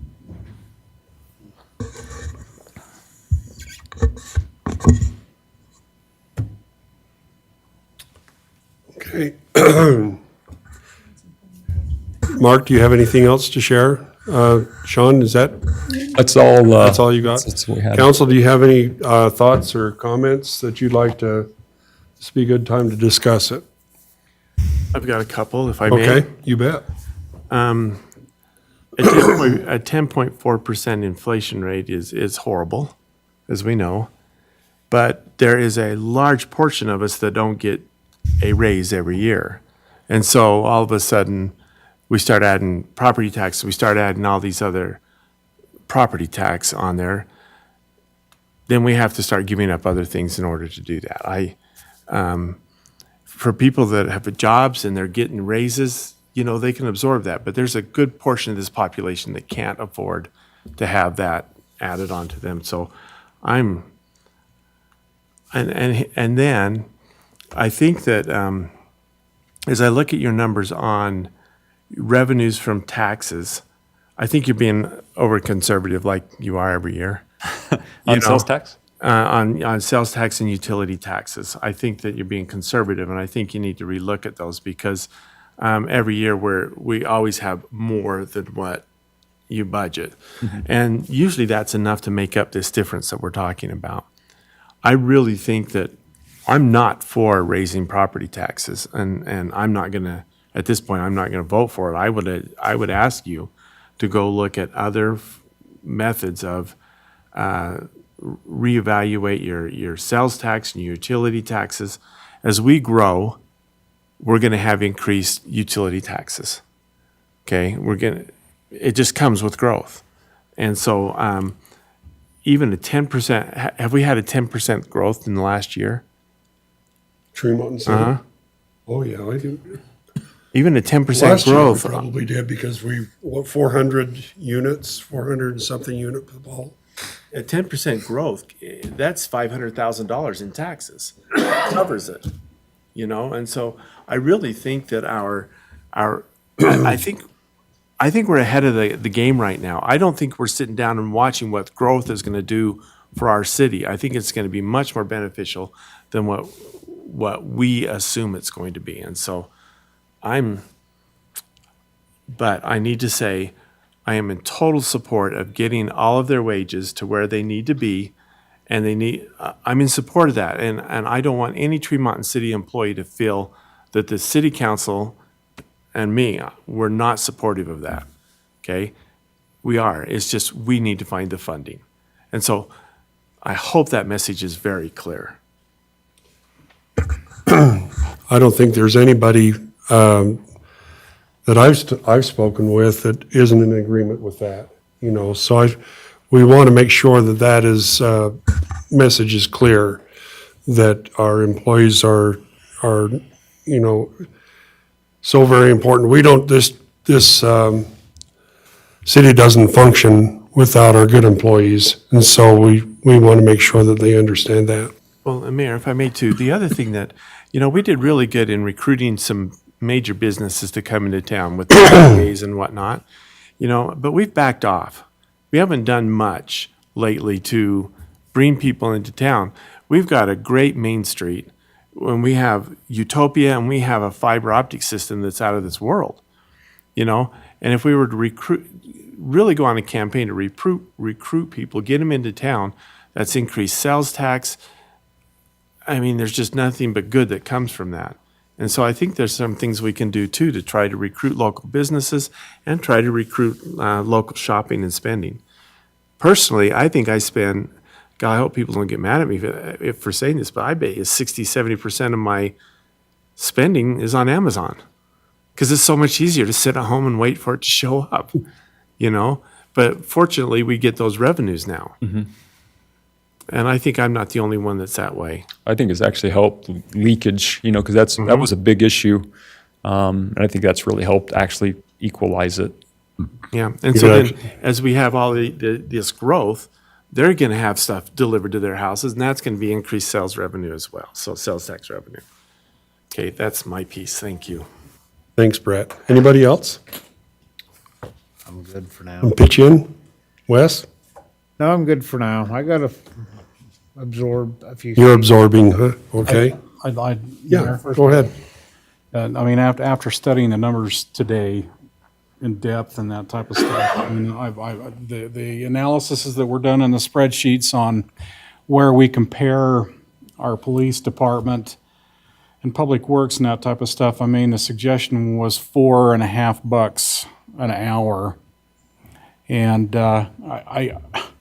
you take a look at where we're at, all the way through the whole scale from beginning to where, you know, they can go into the highway patrol and that type of stuff. I think that ought to be up 50 cents I'm just saying that on a personal basis. It ought to go to $5.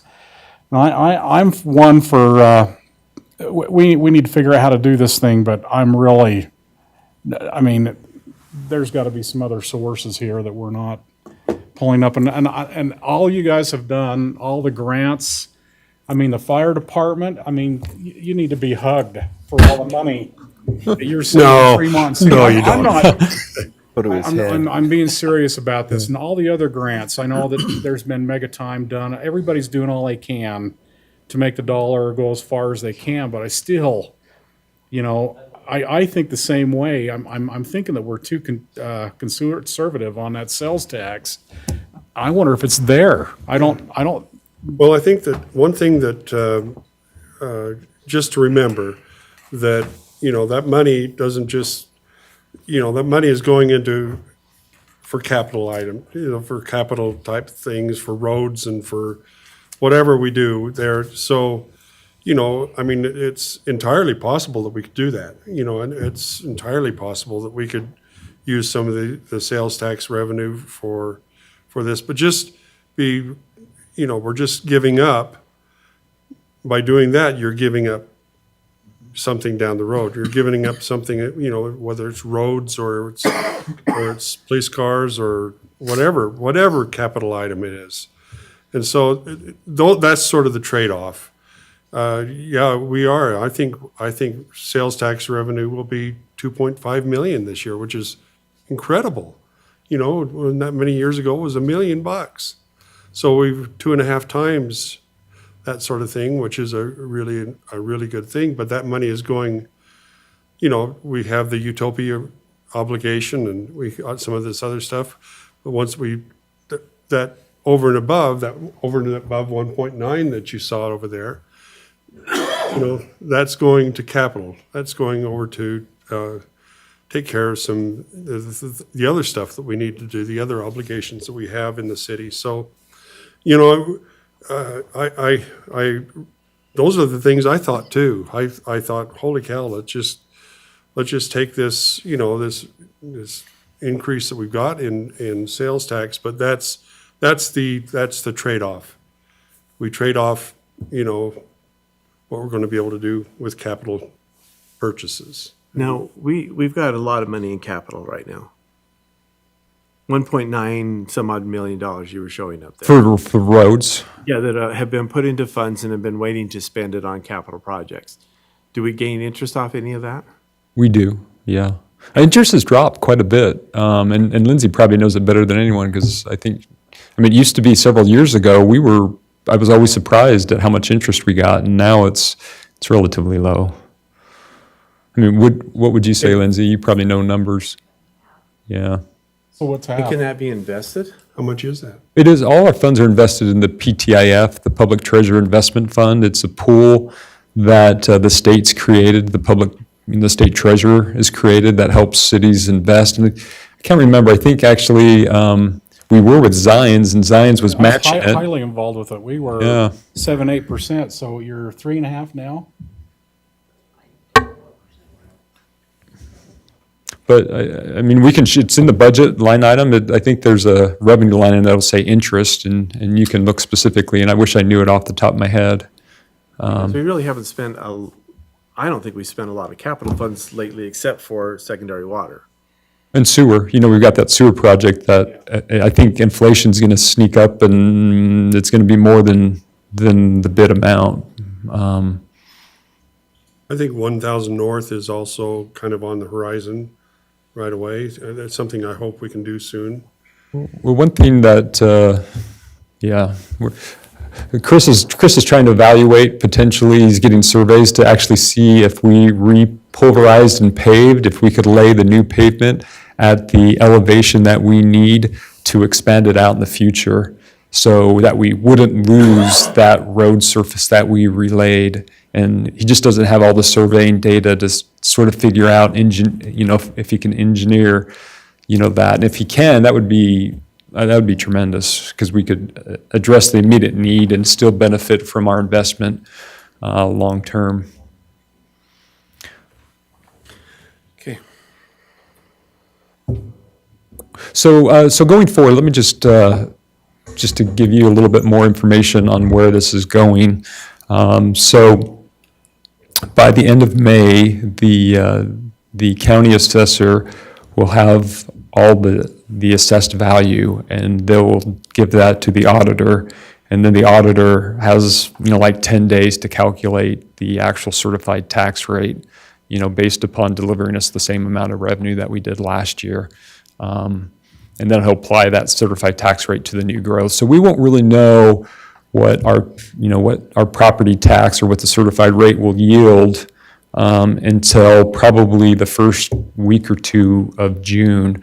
Unfortunately, the tax calendar doesn't sync up well with our fiscal year calendar, and so it always comes in at the tail end of the budget. And I've reached out to them, and I think they're on schedule. They're not behind schedule, but it's not going to come out any faster than that. So, we'll continue to work on the budget. I mentioned to Lyle, I think one of the other issues that is within the budget that we'll need to start looking at is the water rate, and seeing, what the long-term health of the water fund is. We have a lot of fixed expenses in the water fund. The only real variable expenses that come to mind that are based upon water production is the pumping cost and the chlorine costs. Mostly everything else is fixed costs.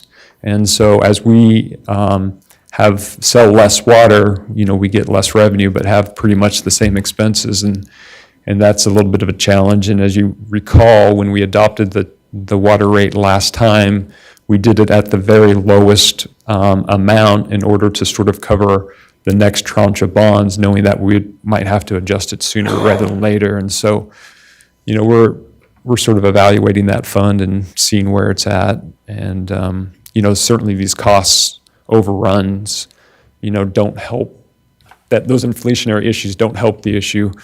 And, we're looking to shore up and secure our water resources well into the future. And so, it's something we'll need to spend some time talking about in the upcoming meetings.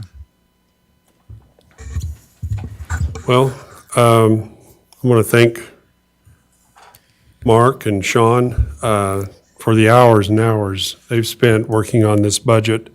I've had a little closer involvement with it this year, and it's been an education for me and that kind of thing. So anyway, I just want to thank you guys for all the time and effort that you've put into this and trying to make this thing work.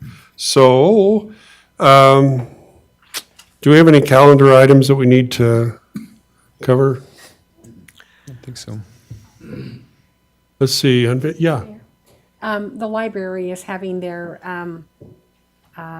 summer kickoff on June the 3rd. I think that's a Friday, from 5 to 7. That's always really a great event for families. Bring their children to the library that evening, and there's just always lots of fun things, and kind of gets the kids ready for the use of the library and educational experiences through the summer. So I just wanted to mention that,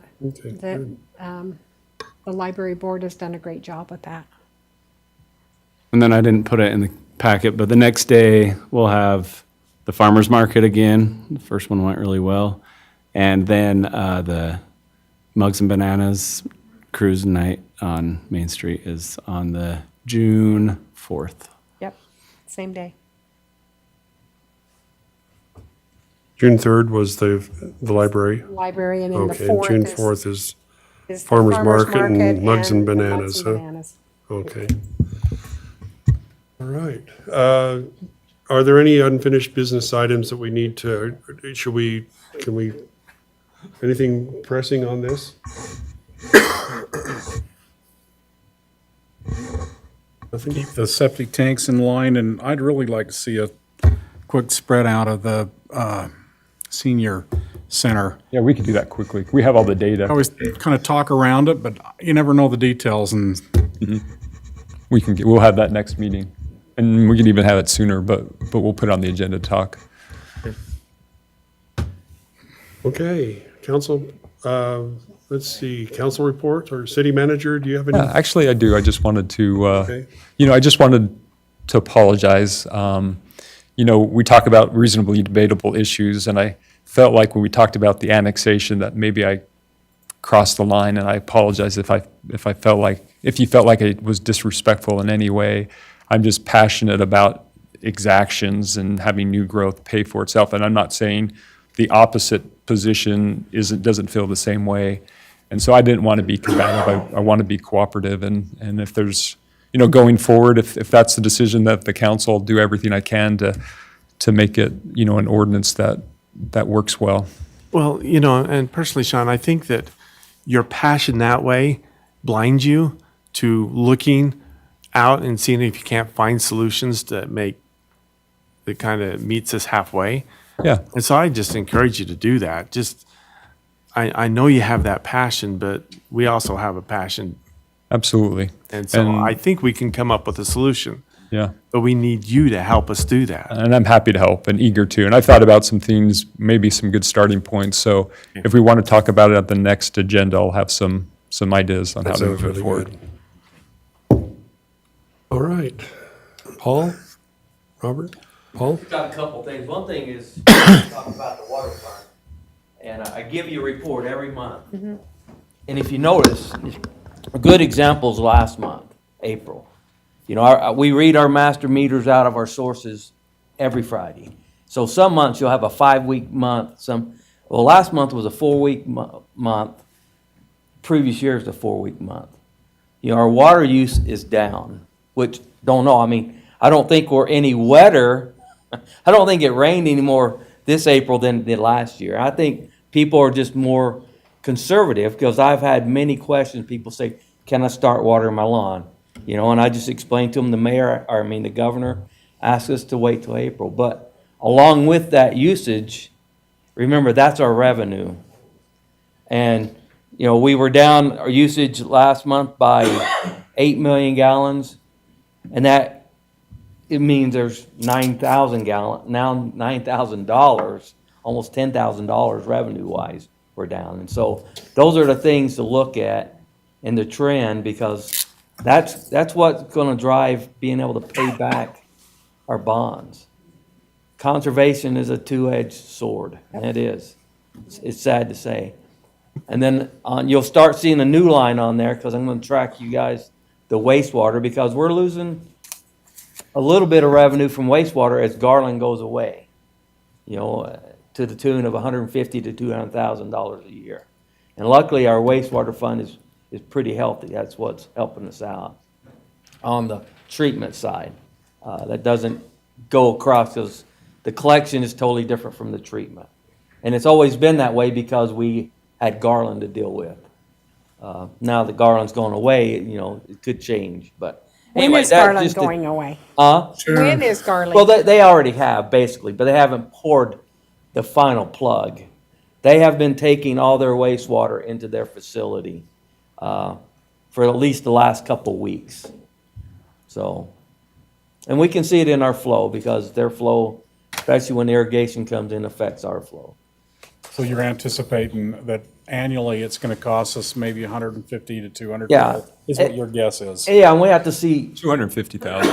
Yeah, we'll have to see how that plays out into what our cost is versus what our revenues are coming in. Exactly.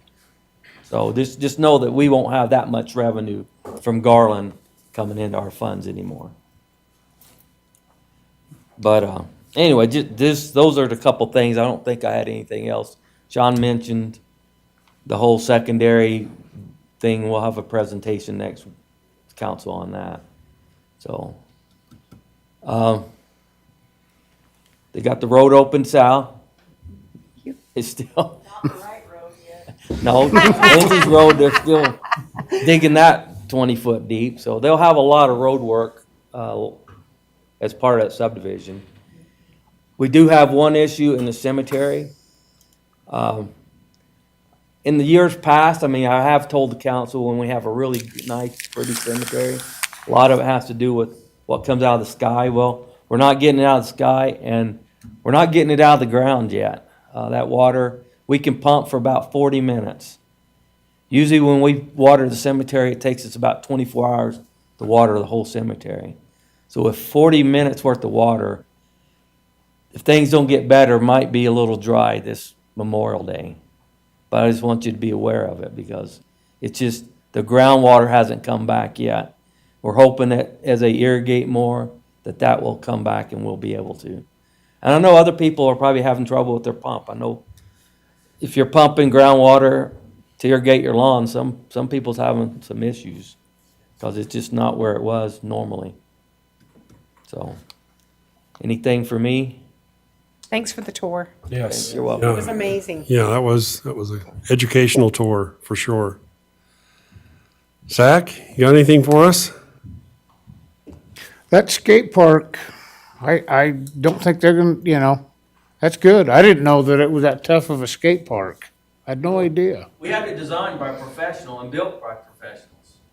I don't know if any of you were on the council. I mean, it was a controversy. I remember because it. of how it was demanded to be built. Yep.